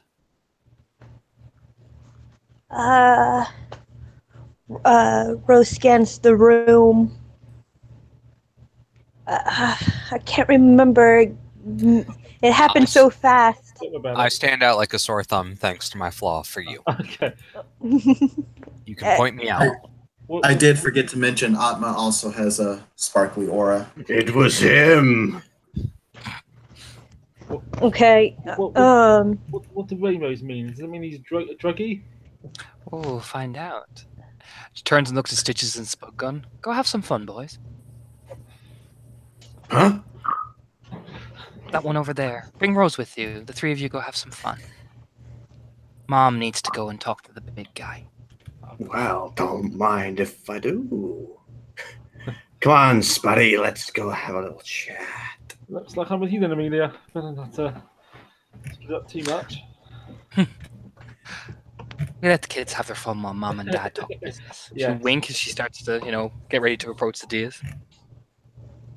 I stop her for a second. And Amelia for a second, and I look at her very seriously, and I say, "Be careful of that sword. There's something very wrong with it." Just nod and give Rose a pet, like good job type of pet. Yeah. That is the biggest understatement this year. It's not so very wrong. It's not very right with that sword. I mean, at this point, you will see a number of figures kind of walking up and down from the dais. Would people like to? Yes. Would you like some people make me a? What would the pool be? Weird question. Are you trying to approach politely?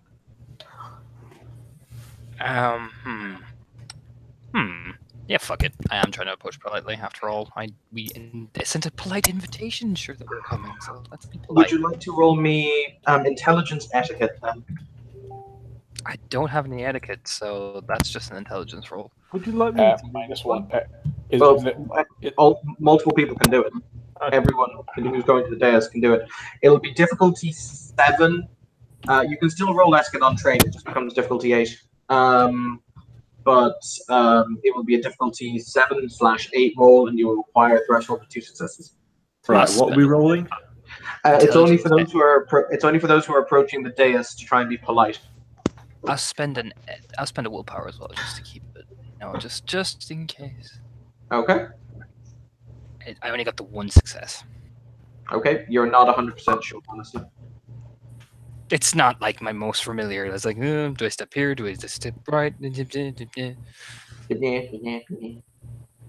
Patrick. Oh, sorry, Sean. What were you saying? I was just saying, when Nathan's character, and I had to open it up to see the name, when Patrick and Amelia start heading towards the dais, are they like stopping a decent distance away? But it looks like they're obviously considering how to approach. Yeah, Amelia definitely. He's like, I'm gonna stop here, but do I come forward? Do you come to me? How do we do this? You know, like even doing like the coordinating. Like, am I coming to you or you come to me, or do we like stand here awkwardly and wave at each other? Awkward glance from across the room, like, should I go? Yeah, pretty much. That's exactly how it is. Finley's actually going to, the next opportunity he gets, like maybe when the next petitioner steps away or something, he's just going to lean down and whisper something into Saisho's ear. Essentially just like, without pointing at them or anything as obvious as that, his eyes do kind of flick over to you two. And Evan, he's literally just telling you, oh, hey, look, 2 people who are dead.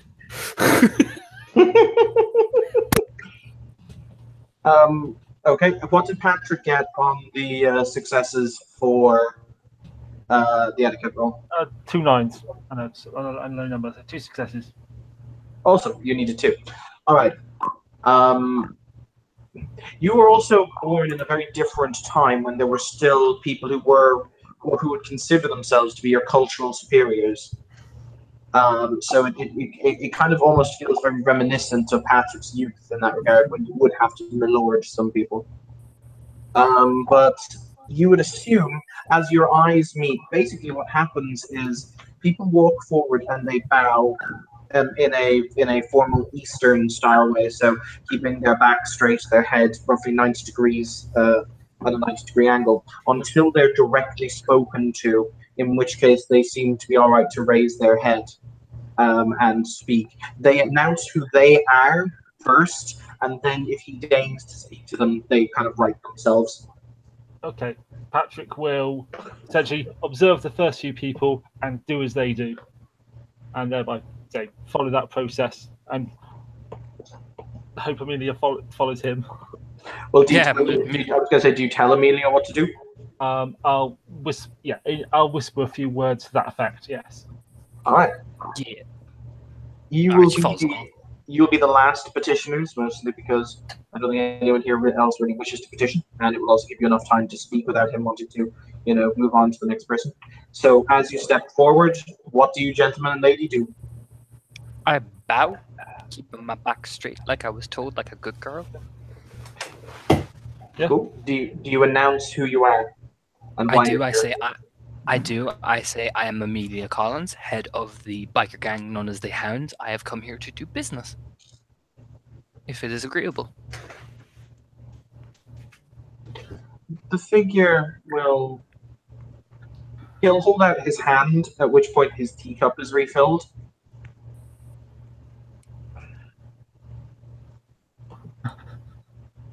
God damn it, Solar.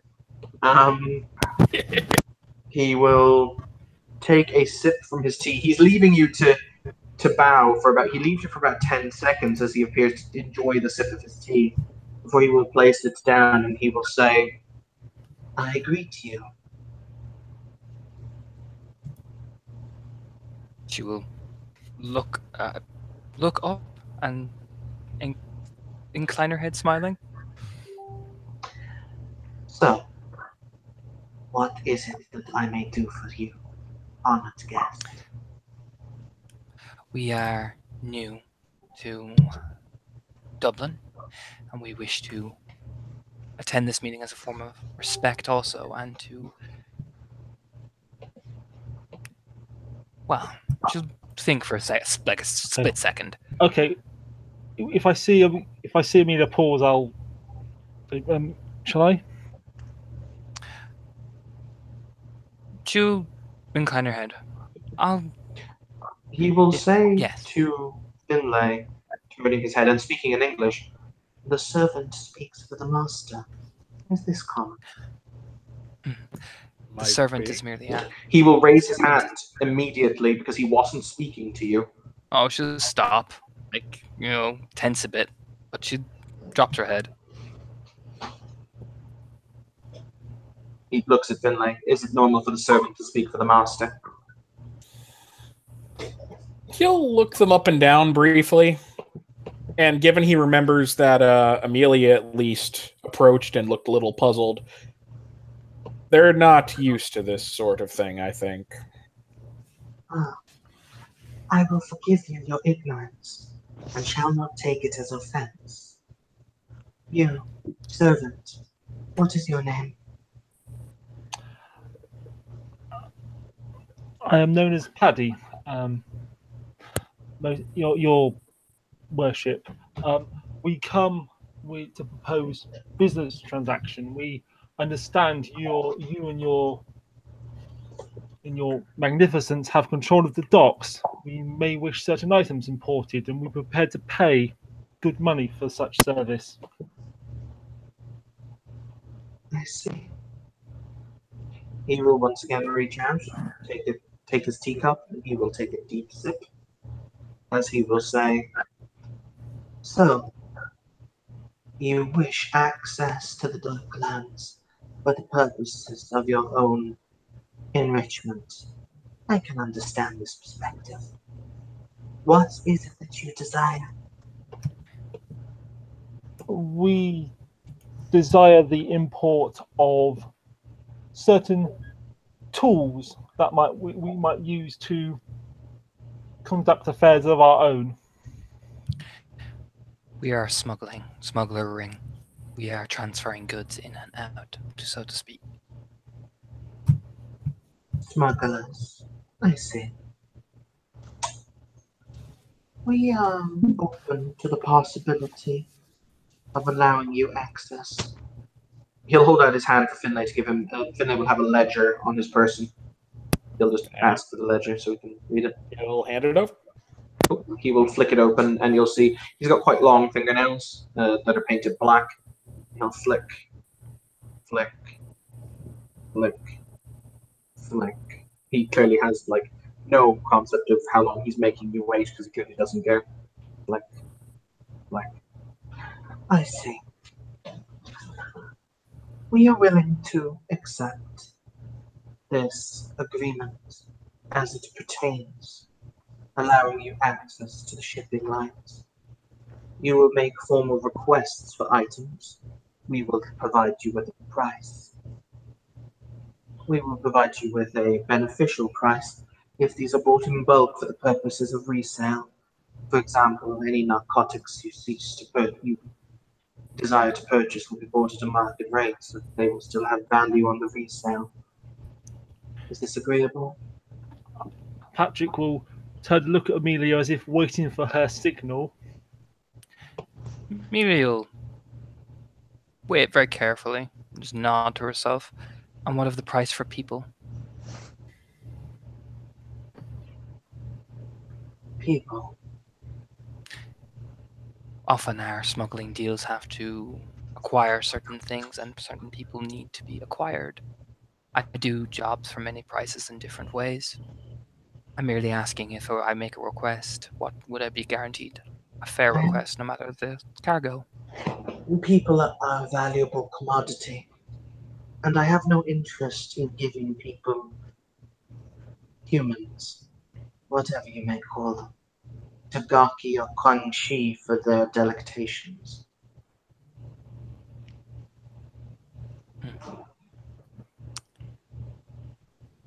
Nods. Then people are off the table. Then it will be guns and other narcotics that we will simply smuggle, no people. This is agreeable. He will contemplate for a moment. He will say, also, the Docklands are my domain. Should any of your kind, without prior authorization,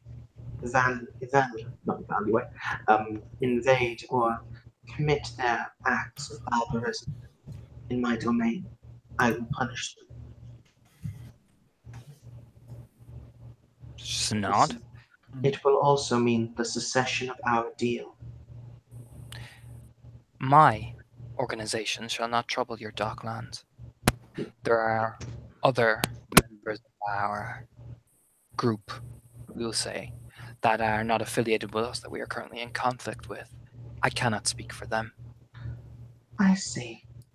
How interesting. Very well. I will take your word that your organization will not violate my territory if you give your word. I give my word. Okay. Bang. You are bound to your word. Rank 5 entropy. She'll take it. Amelia has no intention of invading the Docklands, no. And she That's an entropy effect, right? Yep, it's Gios. Interesting note for anyone who might be watching. As that happens, the little ring that Finley was fiddling with does something he wasn't expecting, and kind of like even though it's all black, there's just a little bit of white on it for a second, which then vanishes. If both of you want to make a perception awareness roll, you can. Can I get a kenning roll? Because that's a big thing. It's a really powerful effect, so yes. Chaos. One success. One. Given the nature of the particular power that is being used and the nature of You would immediately associate it with contracts. Okay. Very well. For those of you who've got one success, you feel as though your spine is made of spiders for a moment as they run up and down.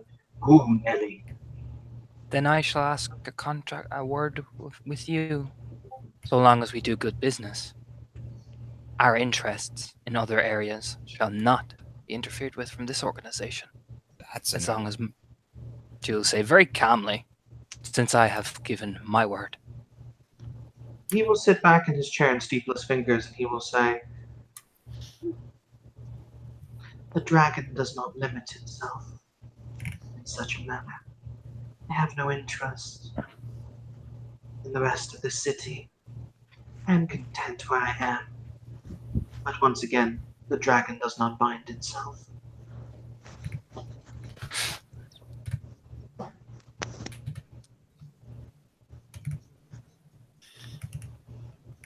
Oh. Actually, Noted in brain.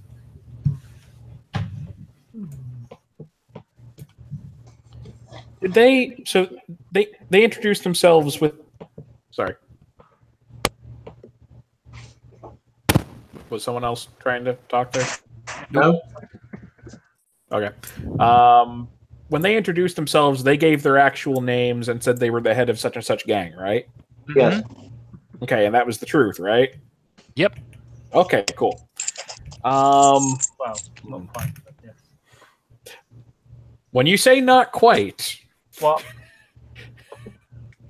Like, Well, did no, they give? in theory, If it's a name you're known by, no, in theory they haven't lied because they created the gang for the purposes of this. So yes, then that's correct. I mean, they the gang is Amelia's anyway. So he's asking because of he's asking because of a major ability called Ring of Truth, where if you're lying, it'll ping basically. Right. So, like when Patrick said his name was Paddy, which actually he would normally get very annoyed if someone called him that.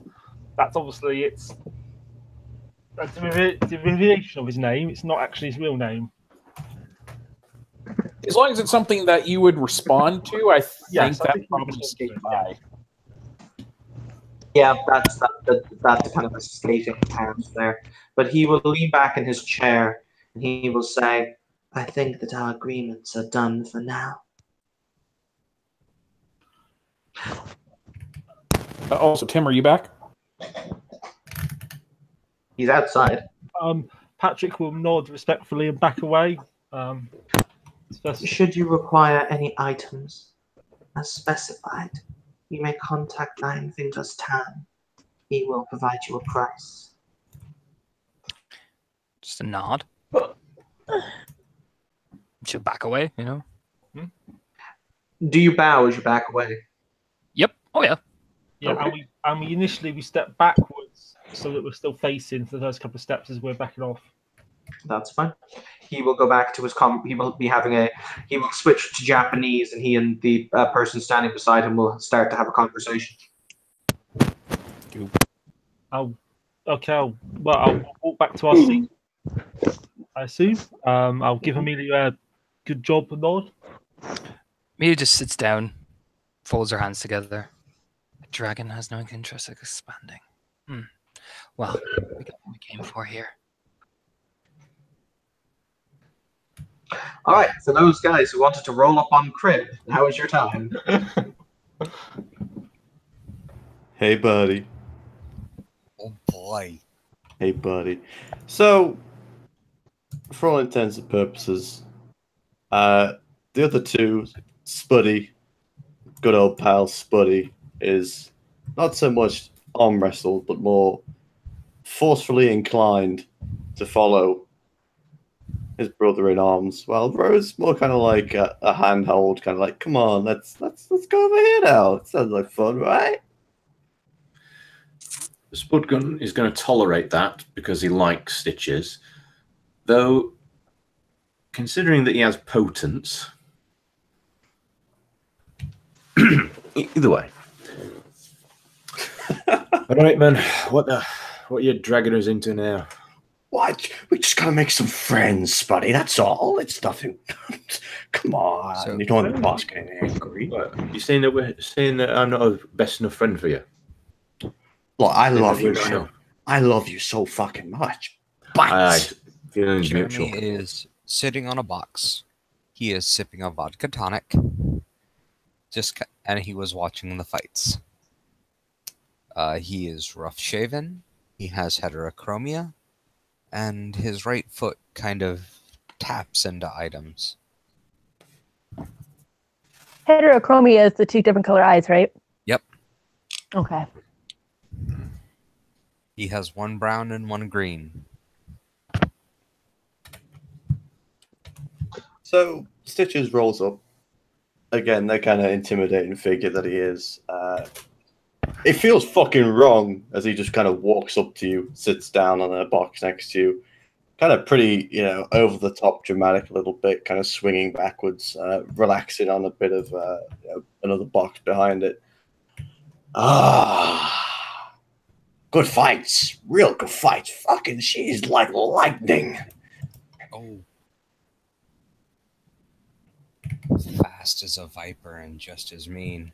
Oh, no. You should have seen her last month. She was far more vicious. She's holding back. Really? Oh, really? Drink, and he will hold over his vodka tonic. Oh, no. Tough. Like, I'm on my best behavior tonight. Right. And a sip. So, last month, did this happen often? I've never been here before. So that woman. Oh, my God. She is quite a startling spectacle. And a beautiful commander of the house. He'll sip his drink.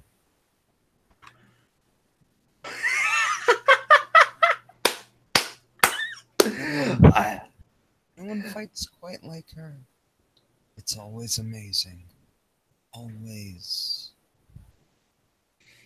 Like, I've seen some people hit like a truck before. I mean, my pal here, Spuddy. Come on here, Spuddy. Come on.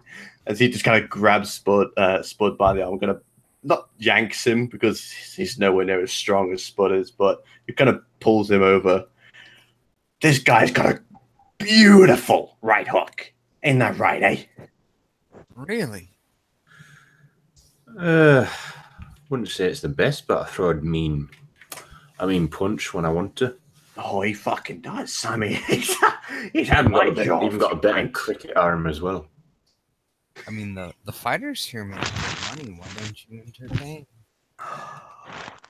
I'm good at throwing punches, but even better at throwing. Well, never you mind. You don't always have to fight her. There is always somebody here looking to make a buck in the pit. Always straight strange, unique, and entertaining people who are trying to make a buck, trying to make a living.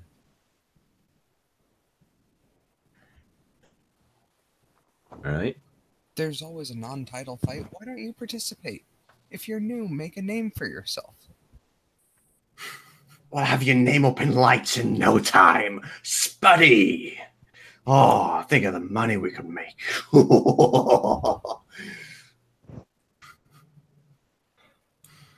I'm just looking in the group chat at Torna.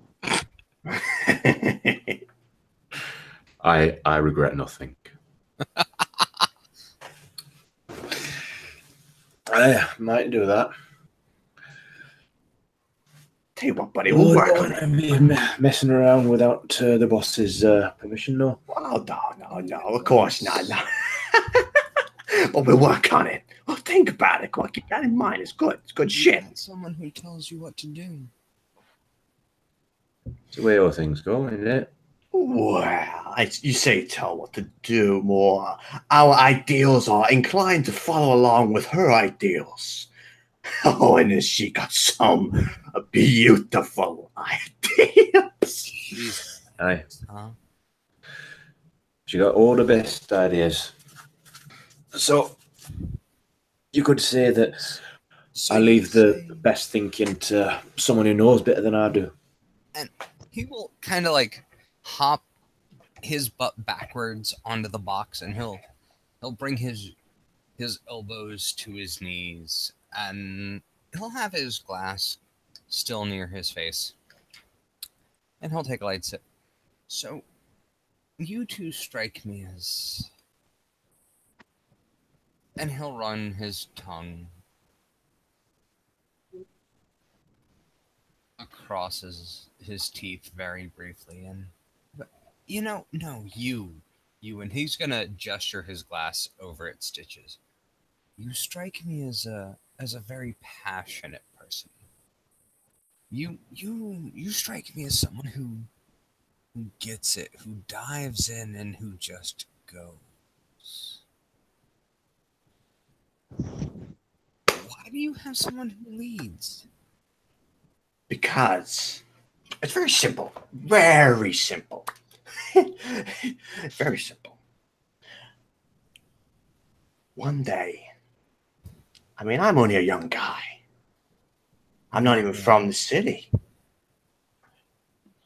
But someone who knows this shit better than you, it's a better ideal to follow, learn, grow under their leadership.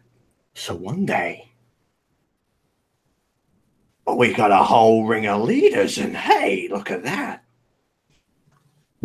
You know? Instead of having just, shit in the mud, we got strong. He'll hold his glass up to his cheek, and he'll kind of look left and right. But you understand that you're new, right? You said you're new. So, new forces bring change.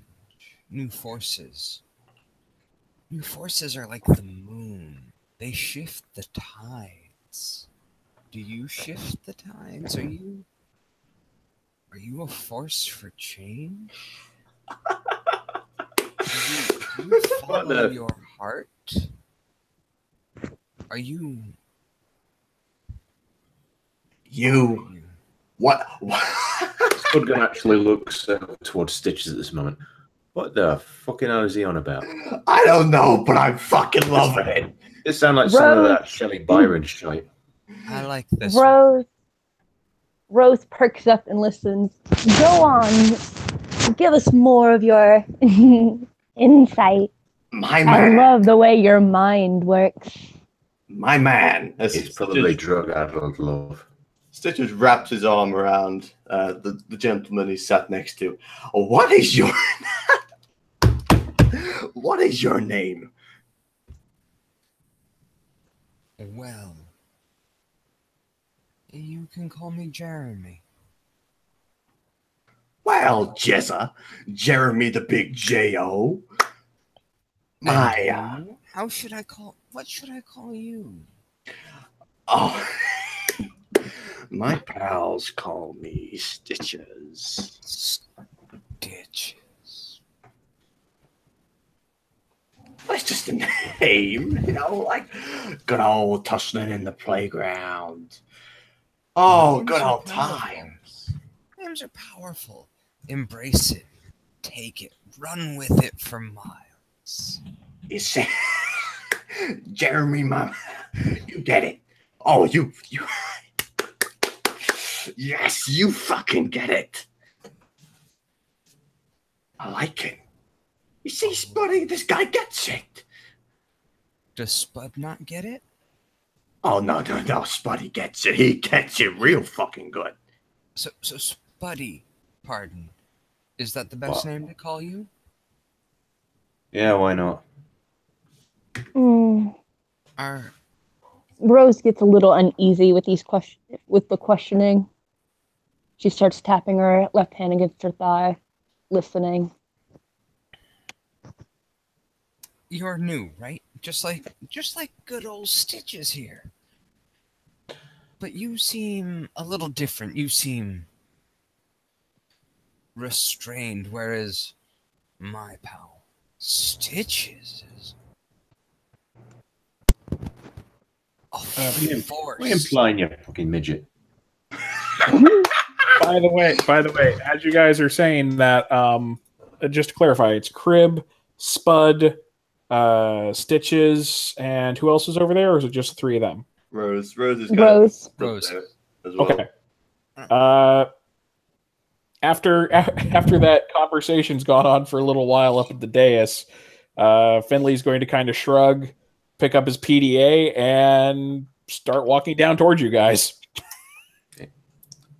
All I'm saying is, you seem just a little stuck up, a little bound. If I wanted to strap a nuke to my fucking head and then nut whoever the fuck's getting in my way, I will.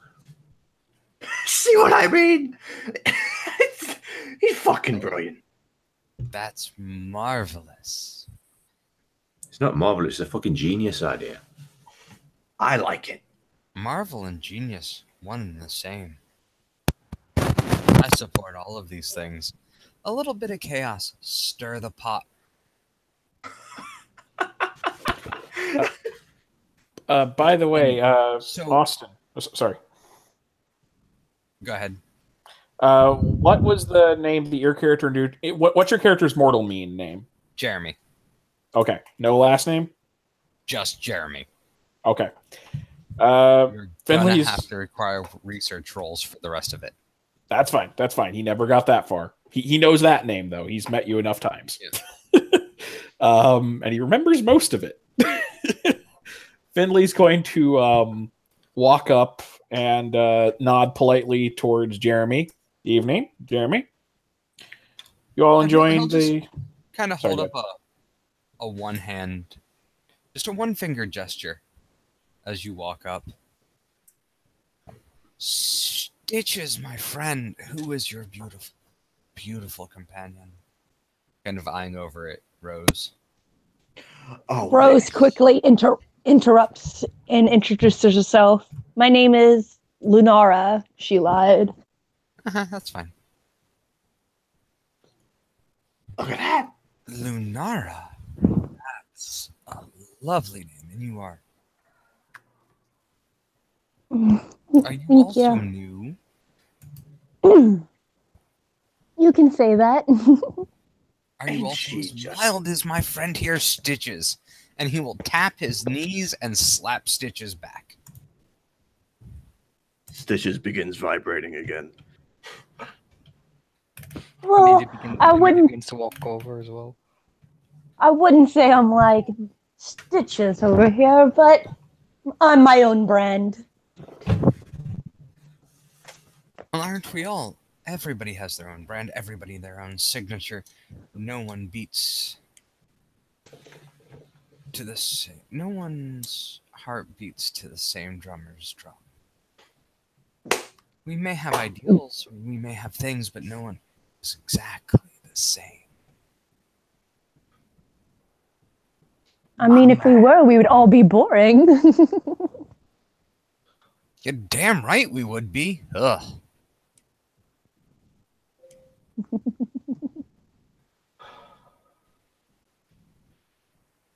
My man.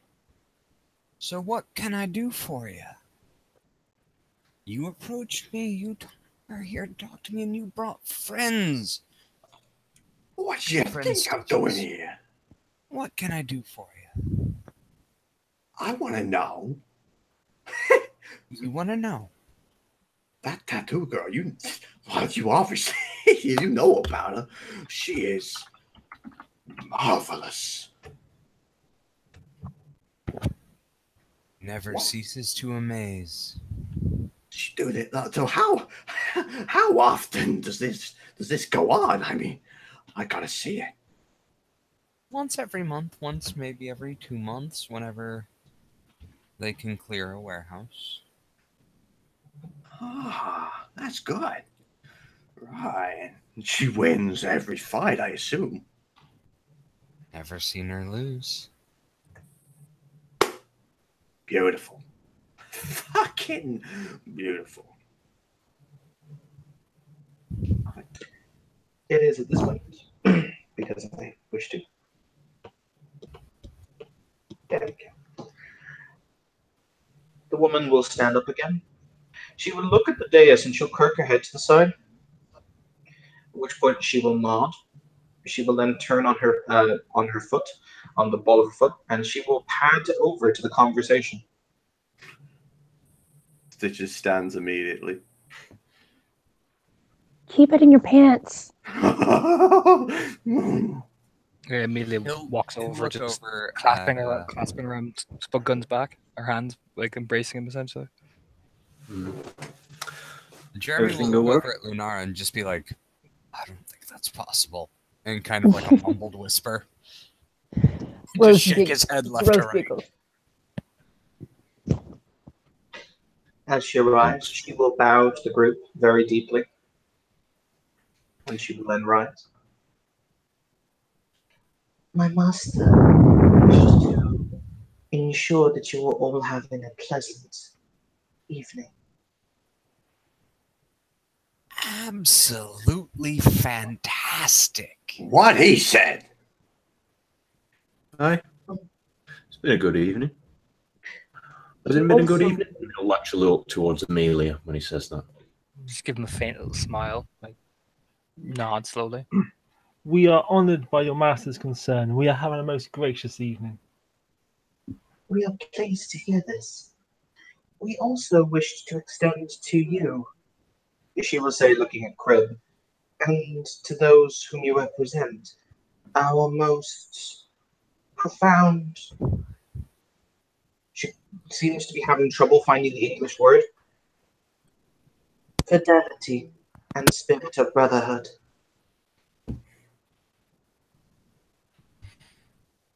And if you would, a venue of contact so the appropriate channels can be formed. She will look back towards the dais and kirk her head to the side. At which point, a couple of moments later, she will turn back and she will say, my master agrees. Before we leave, please just hand me the information at your leisure, and I will make sure it gets in the proper hands. As you wish. I beg your pardon. This outfit does not leave much to be desired, so I do not possess one. Does anyone possess a pen? Finley's going to pop one out. Because Finley's just really close. She'll just take a pen, she'll click it, and she'll take some paper from his bureau, and she'll scribble something on a piece of paper, and she will fold it over, and she'll hand it to Crib.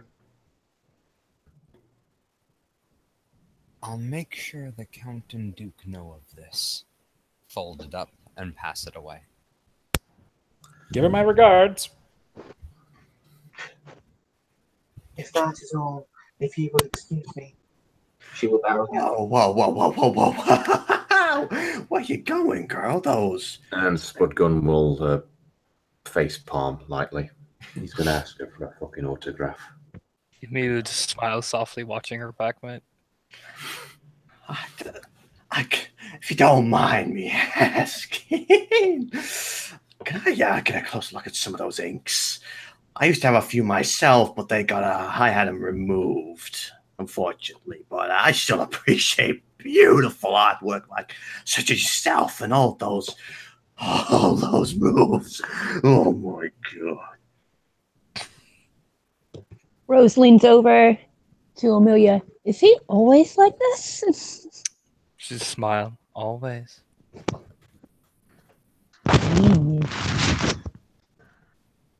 Spudgun will lean to whisper to Amelia. I'll bet you €5 that she smacks him one. No, I wouldn't hit Stitches. He's so charming. Stitches turns around. I'll bet you 10 she fucking does. When you make a request of her, she will open her arms and stand really quite still so that you can look at her tattoos. Oh, look at that. Oh my god. Zeal just kind of like walking around, almost like a bit like a praying mantis, to be that kind of just getting close but not touching. He doesn't want to touch, doesn't want to mess things up. Why would he do that? Now she's perfect the way she is, and he just gets a good look. Even some people know he like goes up behind her ear and oh yeah. Not very tactful, is he? I mean, why would you need to be when you're looking at such beauty? Just appreciating it. Fair point. I finished your cursory examination. So I'm gonna do a thing. Okay.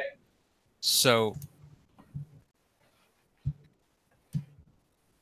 given Stitch's profound entrancement with Champion of the Ring, I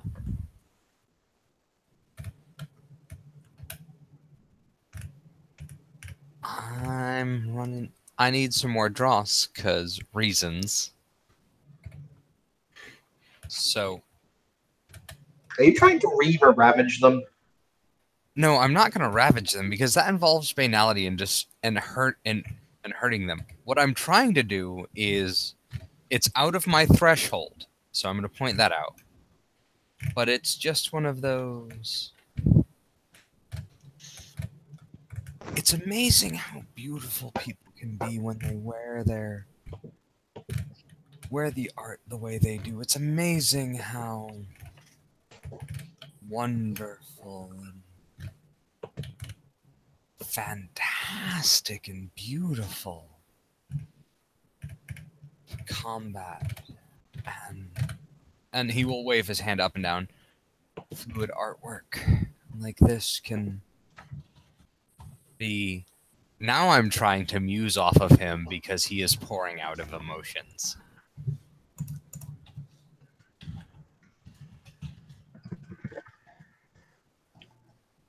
I'm just trying to eat up everything that he is pouring out. Okay, make your roll. Alrighty.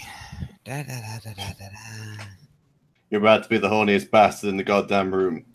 I don't have the power to make that happen. That's a hilarious power, though. So I'm going to use manipulation empathy. My manipulation 4 is inspiring. So that should apply.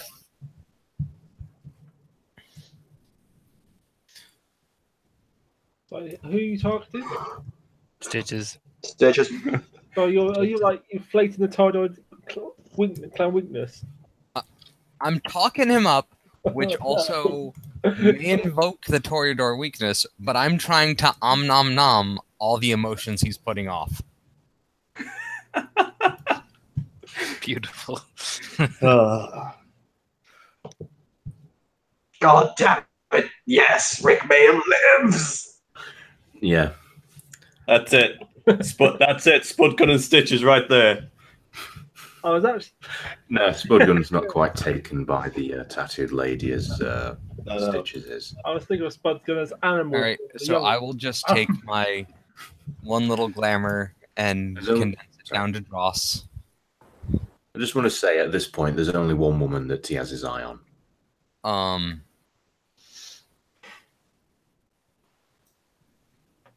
And does Lunara still have her aura sight active?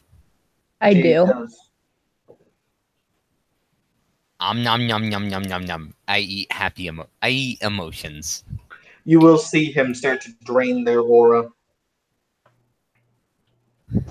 So I gotta ask, does that do any, just because I don't know, does that do anything to me, or could I just carry on being a freak? No. Actually, I'm like boosting you. I'm encouraging you. Oh, even better. Realistically, I'm gonna have to be that bitch. Hi, Stitches. Yo. You want to make me a frenzy check? Oh my sweet God! Frenzy check. Frenzy check. Boy. What difficulty? Boy, I don't have self-control. Oh, are you on instinct? Oh yeah. That's a ride pack. Okay. Jesus. Oh, I need to get the 20 book up. I've done a dumb. Sideshow. And I love doing the dumb. That's it. First scene, and I'm already causing havoc. Mission accomplished. Internet. Hang on. I'm being asked for by name. Evan, what? Even if he succeeds at his role, the possibility that he should fail is probably being reported to you like a round in advance. That's fine. On the side note, okay, so it's gonna be DC 6 for the check. I'm ready. Roll my instinct. Oh lordy! I'm also gonna need to give me a page reference. All right. I'm trying to pull up the instinct path, the instinct checks on alternate virtues. Oh, there's my instinct roll. Look at that. That's a fail. Oh. Uh-oh. That's the sound of my butthole puckering. That's the sound of Finley taking 3 steps back before that happened. All right. All right. So. Well, no, it means he goes into frenzy at this point. V20 page 314 is the start. V20 315 for really mechanics. Oh. When a character who possesses instinct virtue faces frenzy, she always enters frenzy unless the difficulty to avoid it is less than her instinct trait, in which case she may choose whether or not to frenzy. Therefore, thereafter, for the duration of the frenzy, the character is wholly under the beast's sway and must be run by the player or controlled by the storyteller in an appropriate fashion. Anytime the player wishes the character to consciously take an action, known as riding the wave, must roll instinct against the difficulty to avoid the frenzy. Frenzies affect the character normally, including ignoring wound penalties, yada yada yada yada yada, though she may sometimes exert a bit of control while so enraged. Okay, so you automatically enter frenzy, dear. All right, you set off the Stitches time bomb. I mean, no, technically it was heightening your amazing sense of arousal that set off the basically time. As he starts gyrating now. Just to clarify, what path are you on? Power and inner voice. Okay, did you break it? I don't believe I did. Nope, didn't. Excellent. Frenzying is fun on this path, which I like. Mm-hmm. So yeah, as he's kind of, I guess, sniffing around, you almost just, you guys see that little the bandana lift just to go for that taste. He's like, as he goes to lick like her arm or something. That's it. You just see like the muscles tense, and he just goes fucking wild. Okay. Attacking or feeding? That is up to the ST.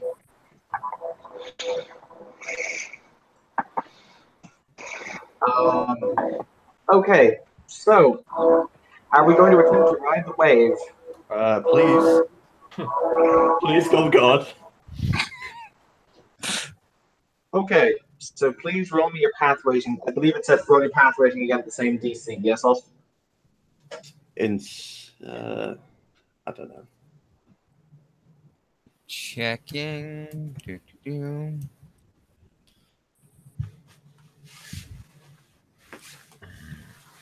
Someone's about to get drug gazed. Roll instinct against the difficulty to avoid the frenzy. Right. So same diff. So roll me instinct diff 6, please. 2 successes. Congratulations, you managed to ride the wave. So, I can't... Riding the wave is what again? It's been a very long time since I've had to look at the frenzy rules. They essentially get control. Yeah, it's redirecting. It's kind of the way it's described is it's kind of like a Tai Chi expert redirecting a blow, or they basically redirect their rage onto something that's perhaps destructive but a little bit more controllable. Kind of like how a cat destroys furniture or a wolf howls at the moon. Yeah. So how do you wish to ride the wave? Because you must still react as you are in frenzy, So, but you're not going to do something incredibly stupid. So as you guys, you see the whole, as he pops a boner, you see the whole, the shoulders tense, the eyes twitch behind the sunglasses. It's almost like the shadowing of glass. As the fist clench up and he just spins around with lightning speed, that celerity kicking in, just starts bashing the ground like a fucking gorilla, just manically laughing as he's doing it. Yeah, it's like a mix of manic hissing, laughing, and God only knows what else was. You guys will hear the immediate click click as weapons are raised to shoulders. Immediately moves taking Celerity and just grabs Stitches by the back of the head. You know what I mean? Like lifting him up, essentially stopping him. Okay, so Patrick didn't drink his drink earlier. He was slide his drink down within arm reach of Stitches so he can feed on it. Oh no. Amelia's pinning him down to the ground. I was spend blood into potency. She just slams him down into the ground, like essentially going to break the arm. Let's make opposed grapple checks. Okay. Grapples. So surprise, Evan. Half of vampires grapple checks. Yes. Strength roll. Strength roll. Okay. It's amazing how quickly those guns were leveled on you. Almost like they knew something was going to happen. I fail. I have to do my maths again. All right. At which point, because of this, you'll see a bunch of people. Because you spent blood into your potence when you were punching the ground, weren't you? Stitches didn't have potence. Oh, right. So you were punching the ground. So he just goes manic, essentially, just letting out that rage. He hits hard. The beast doesn't pull back. But no, he doesn't. Anything. Okay. Have any of you ever seen the anime One Punch Man? Yes. Yes. Okay. Do you remember when he took his apprentice and the apprentice asked him to hit him with all he was, and all that happened was just everything went black and it just said death on the screen, and then he just nudged him. Yeah. Essentially, there will be the dais is roughly about 25 feet from where you were. So I phrase this in the sense of Sideshow covers this distance in the speed of a heartbeat. Basically, he was sitting over there, now he's standing here, and he has the sword in his hand. I think from the perspective of his aura has gone slate black and has death written on it. Amelia readily handles him. She actually pulls Stitch's arms back so his face just face plants the floor, essentially. Yeah, and Swordgun helps out despite his present state. Rose rolls pretty well. Steps back but glares at Jeremy.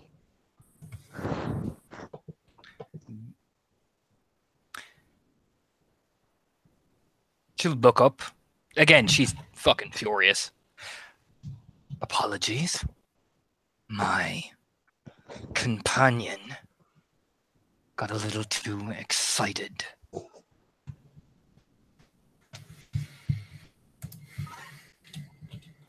The sword will be clicked and you'll hear a hiss as it's drawn from its scabbard. Once again, because only one person in the room can see this. Death! Death! He will. If Rose- anyone who's. Oh, sorry. What were you going to say, Rose? I forgot. Oh, my apologies. Yes. He will bring the sword. He will bring the sword down in one smooth arc. That will. Okay. You know how our dear Stitches was already fucked up looking to begin with. Mm-hmm. But I'm more saying it for Stitches. Wait, what? I was saying, you know how Stitches was fucked up looking? Oh yeah, totally. Mm-hmm. Nice played. A very, very small cut from his forehead to below his eye will be cut by the sword. You will immediately break out of frenzy. You're fine. As the glasses kind of, as he's kicking around, hissing and screaming, laughing maniacally, as that sword crashes straight down, cutting through the hat that he's wearing and the glasses. They just no. fall off. What actually happens was they cut. You come back to consciousness. At which point, about a second later, they come apart in the style of that was so sharp it just register was cut. I'm about to say that they just fall off as he stops dead for a second. He's like, "Oh, I'm back." And they just slowly fall off his head, revealing that whole just kind of skinned, the viscera and all the muscle tendons all pulled back, and those eyes, bug-eyed, just staring.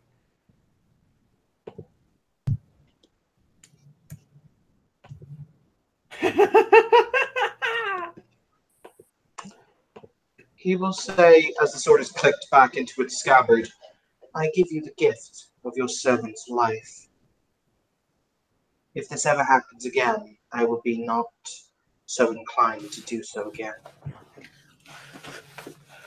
Amiya will nod, and you know what? Because she's mad and she's a Bruja and everything is going wrong. I'm gonna spend 2 points into potence, and I'm gonna break Stitch's arm, literally, like nearly tearing it off. Essentially, like the bone is gonna pop out. Okay. Like viciously. Do you want, for the purposes of Tom, are you happy for me to just run that cinematically? Fuck. Take me. Excellent. The bone will crunch under the superhuman strength of potence, ripping the two bones that dominate the arm nearly clean in half as they poke from the flesh under your arm. You will take 2 soak levels of lethal damage. That will be unsoakable, as we're doing this for thematics, etc. And I assume Amelia was going to keep going until they fucking broke anyway. Yeah. Oh yeah. You will also level of aggravated damage on from the small cut from your eye. So, can I get a perception empathy on Amelia? Yes! It would be By all difficult for her because she's difficulty 4, yeah. Bruja Rage, but by all means. Can you feed off of rage? Yes.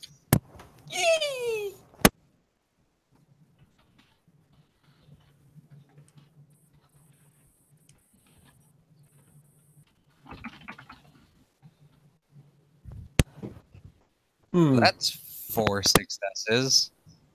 I would actually type my response on the roller to what Amelia's emotion is. Oh no. So that's a whole lot of angry and rage, right? So There you go. Rose steps in front of Jeremy, her arms spread out, and with gritted teeth says, "Stop what you're doing now." Spudgun actually looks over to the two of them. What? Okay, yeah, Patrick's heard all that as well. Oh, he's doing it. And he's moving over with Rose.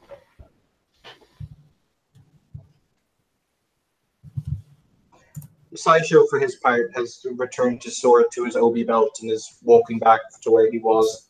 He seems to have lost interest. Nope. I'm gonna eat those emotions. Okay.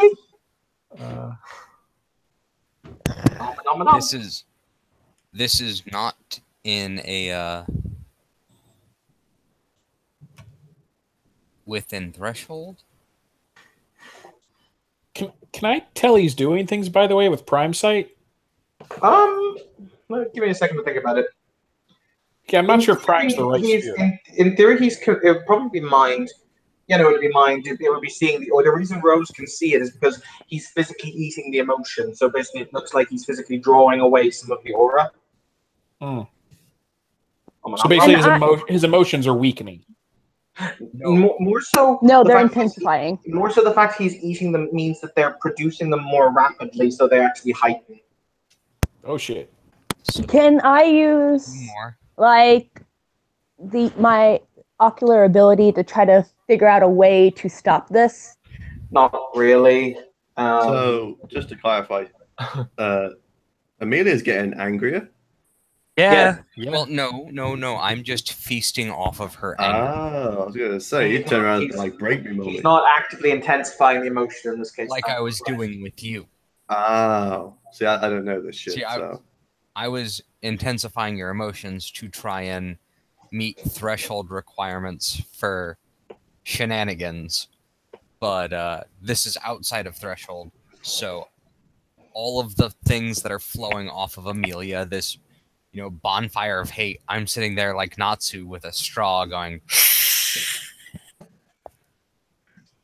Beautiful.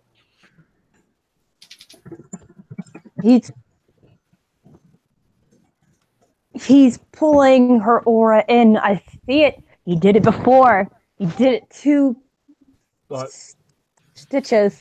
Rose says angrily. There's like a Metal Gear Solid, the exclamation point above Amelia's head as Stitches is lying there. She holds his hands, holds his rip, the rip stumps. It was like, you know what I mean? She just slow head turn, you know what I mean? Now, Okay. Okay, actually, there's going to be a half second where he looks down at his PDA, and then he just sighs, looks up at Jeremy, and says, "Jeremy." He kind of he pointedly does not look over at the dais. He just half inclines his head in that direction. Oh, it might be best if you didn't.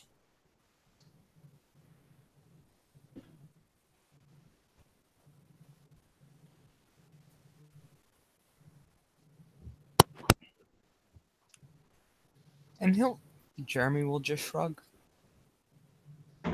And then he will sip his vodka tonic.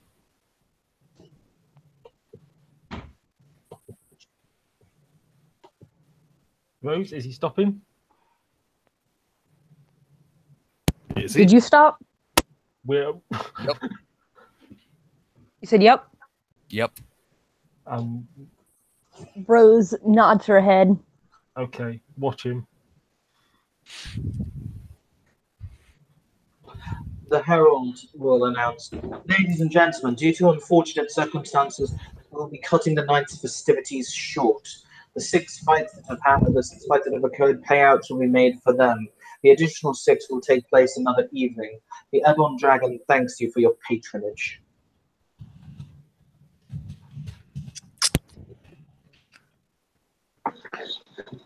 Evan, Yes. I'm going to make a call to my retainer, who happens to be an EMT, and get these guys that he's been treating to a hospital. Okay, cool. Okay. But he will ask for help to get them out to what would be a reasonably safe distance to not draw attention to the dragon. 3 blocks out? Yeah, that's fair.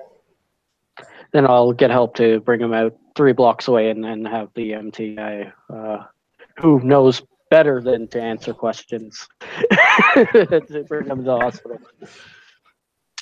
Amelia, for her part, grabs Stitches by the literal flesh of his scared scalpel and like digs in and just proceeds to drag him out on the floor, walking. Okay, Patrick is still addressing Jeremy. I understand you've attacked one of our people. Please explain exactly what you did now. I didn't. Well, I'm told you did. I trust her word. Why would she claim you have? What did you do exactly? It's a fair question. Come on, please answer it, sir.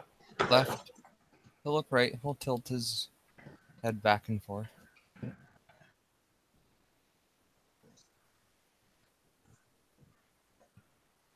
Your friend was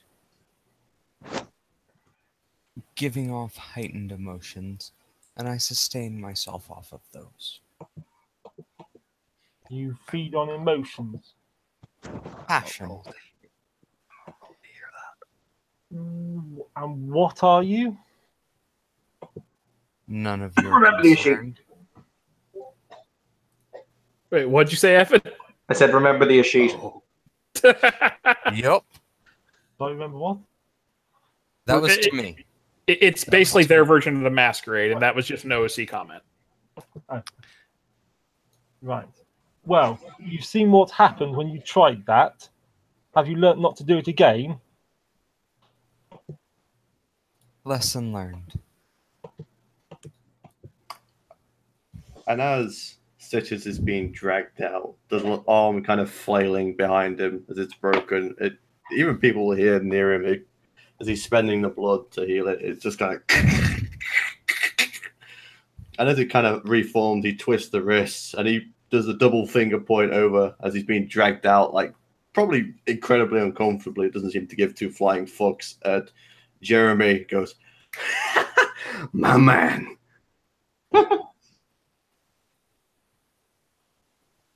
I like him. Well, that's probably for the best. All round. Indeed. Indeed. But we'll put this one in the you sound like a local fellow, I'll give you that. Quite a bit. Amelia stops at the door and just kind of pushes Stitches into it, so he like hits off it and will turn and begin to walk back. Like, then she just turns, stay there, and starts walking back towards Patrick.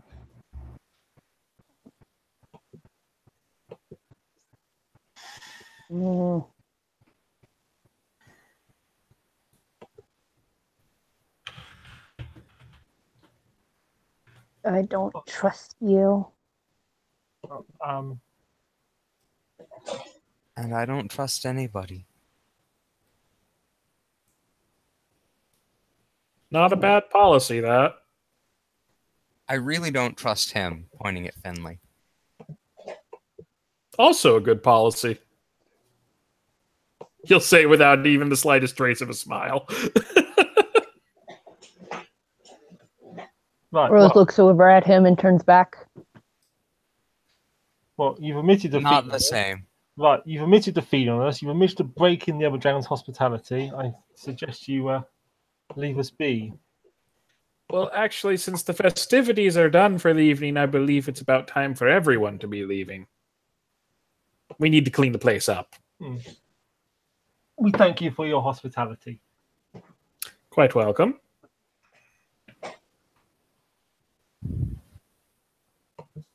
And Amelia, are we ready? Is anyone stopping me? Because I'm advancing towards this guy. Do you know what I mean? If anyone, I'm most definitely not stopping you. I stand in front. As much as I don't like this guy, we shouldn't cause more trouble here than we already have. Rose says as she clicks and taps her hand against her left leg. there is a growl. Hi, Amelia. I'm gonna be that bitch. Yeah, you are. I know. Oh, no. I wasn't even going to roll for frenzy. I was about to do something else. If you were going to do something else, do something else. Because I know my path. I know exactly what path I'm on. I know what's about to happen. Because roll for frenzy. Yep. The moment Rose says that, I gotta roll for frenzy. Wait, hold on. Oops. Isn't your path an instinct path? Yeah. Welcome to the party. Conviction and instinct. Hey. That's I know Piv. exactly what I'm about. No. Exactly what I'm about. It's Piv. I'm a Bruja. I fail. I know I fail. I know my rolls. And this is not gonna be fun. Nope. For anybody. We're told to go. We're to war. It's fine. I will roll to ride the wave. I know Alright. my rules because I know who I'm targeting. I pass amazingly. I'm riding the wave. All right. So- what do you choose to do? So I'm just clarifying. The reason why I'm frenzying, right, is because I just got told what to do by a subordinate. Yes. That would- You were already Just- okay. You were already in a heightened state of emotional turmoil, and hashtag you are a Bruja. Yeah. What level of the path are you on? 5. That's the wrong hierarchy of sins. Sorry, I was reading the. I was reading the Paradox? wrong one. Yeah, I was reading Paradox.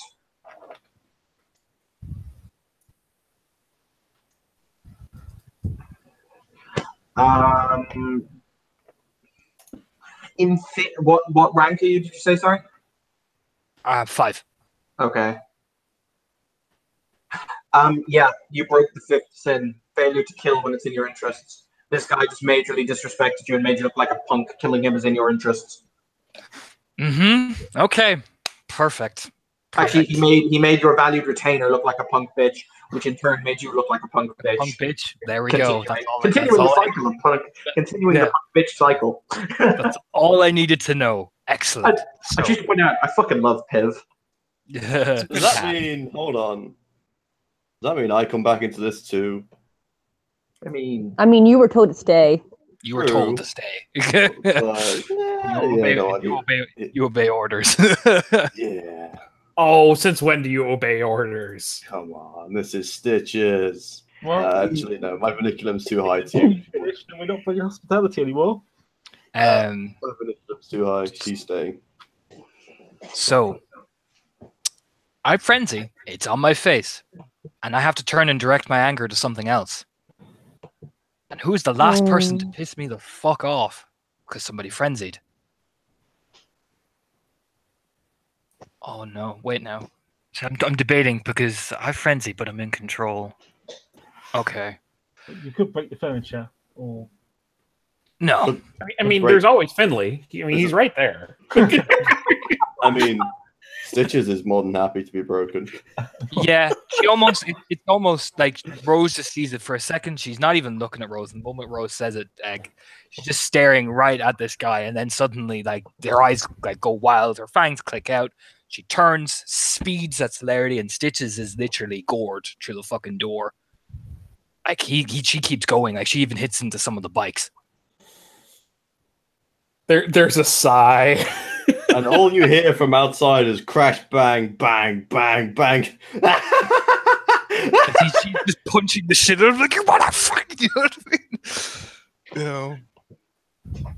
Sideshow will he's stepping out through the back door to where his car is located, and through the mental link he shares with Finlay, he will say, "How uncouth, crush them."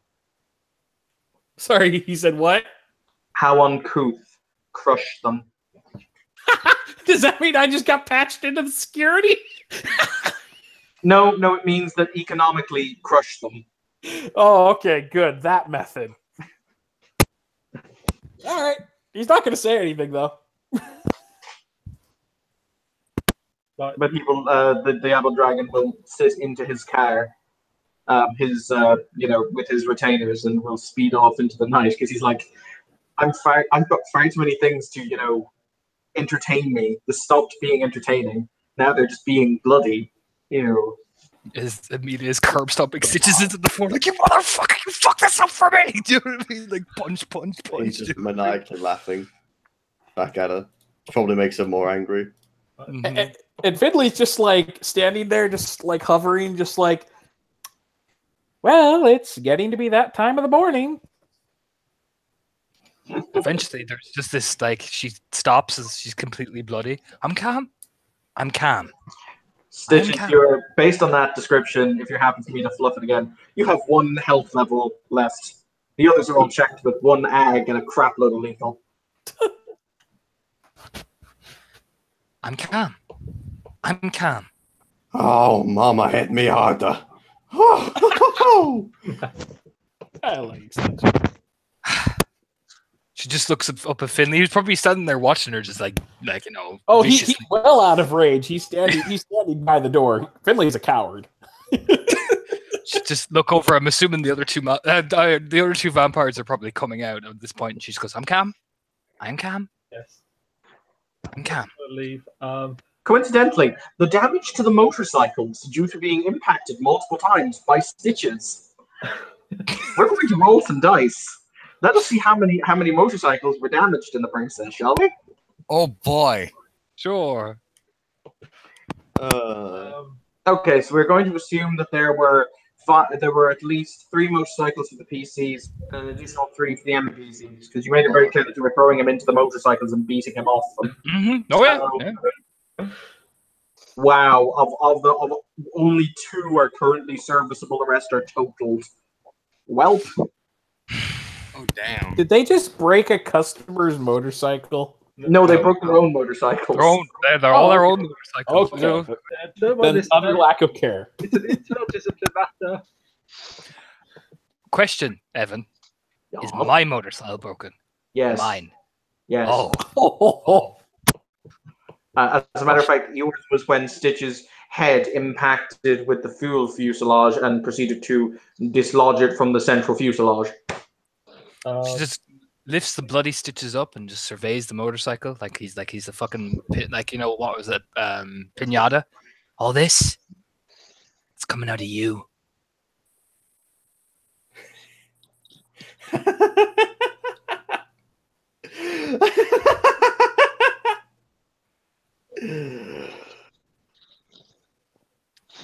Naturally. She just good.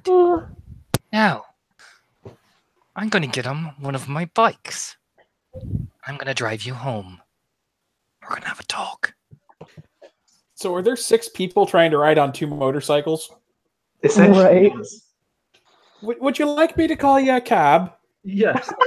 She just turns with this like flailing, like half dead like person just over her shoulder. What's throwing around essentially is this. It's like, yeah, would you like me to call you a cab? Well, I don't know. I'm not exactly dressed for the occasion. No.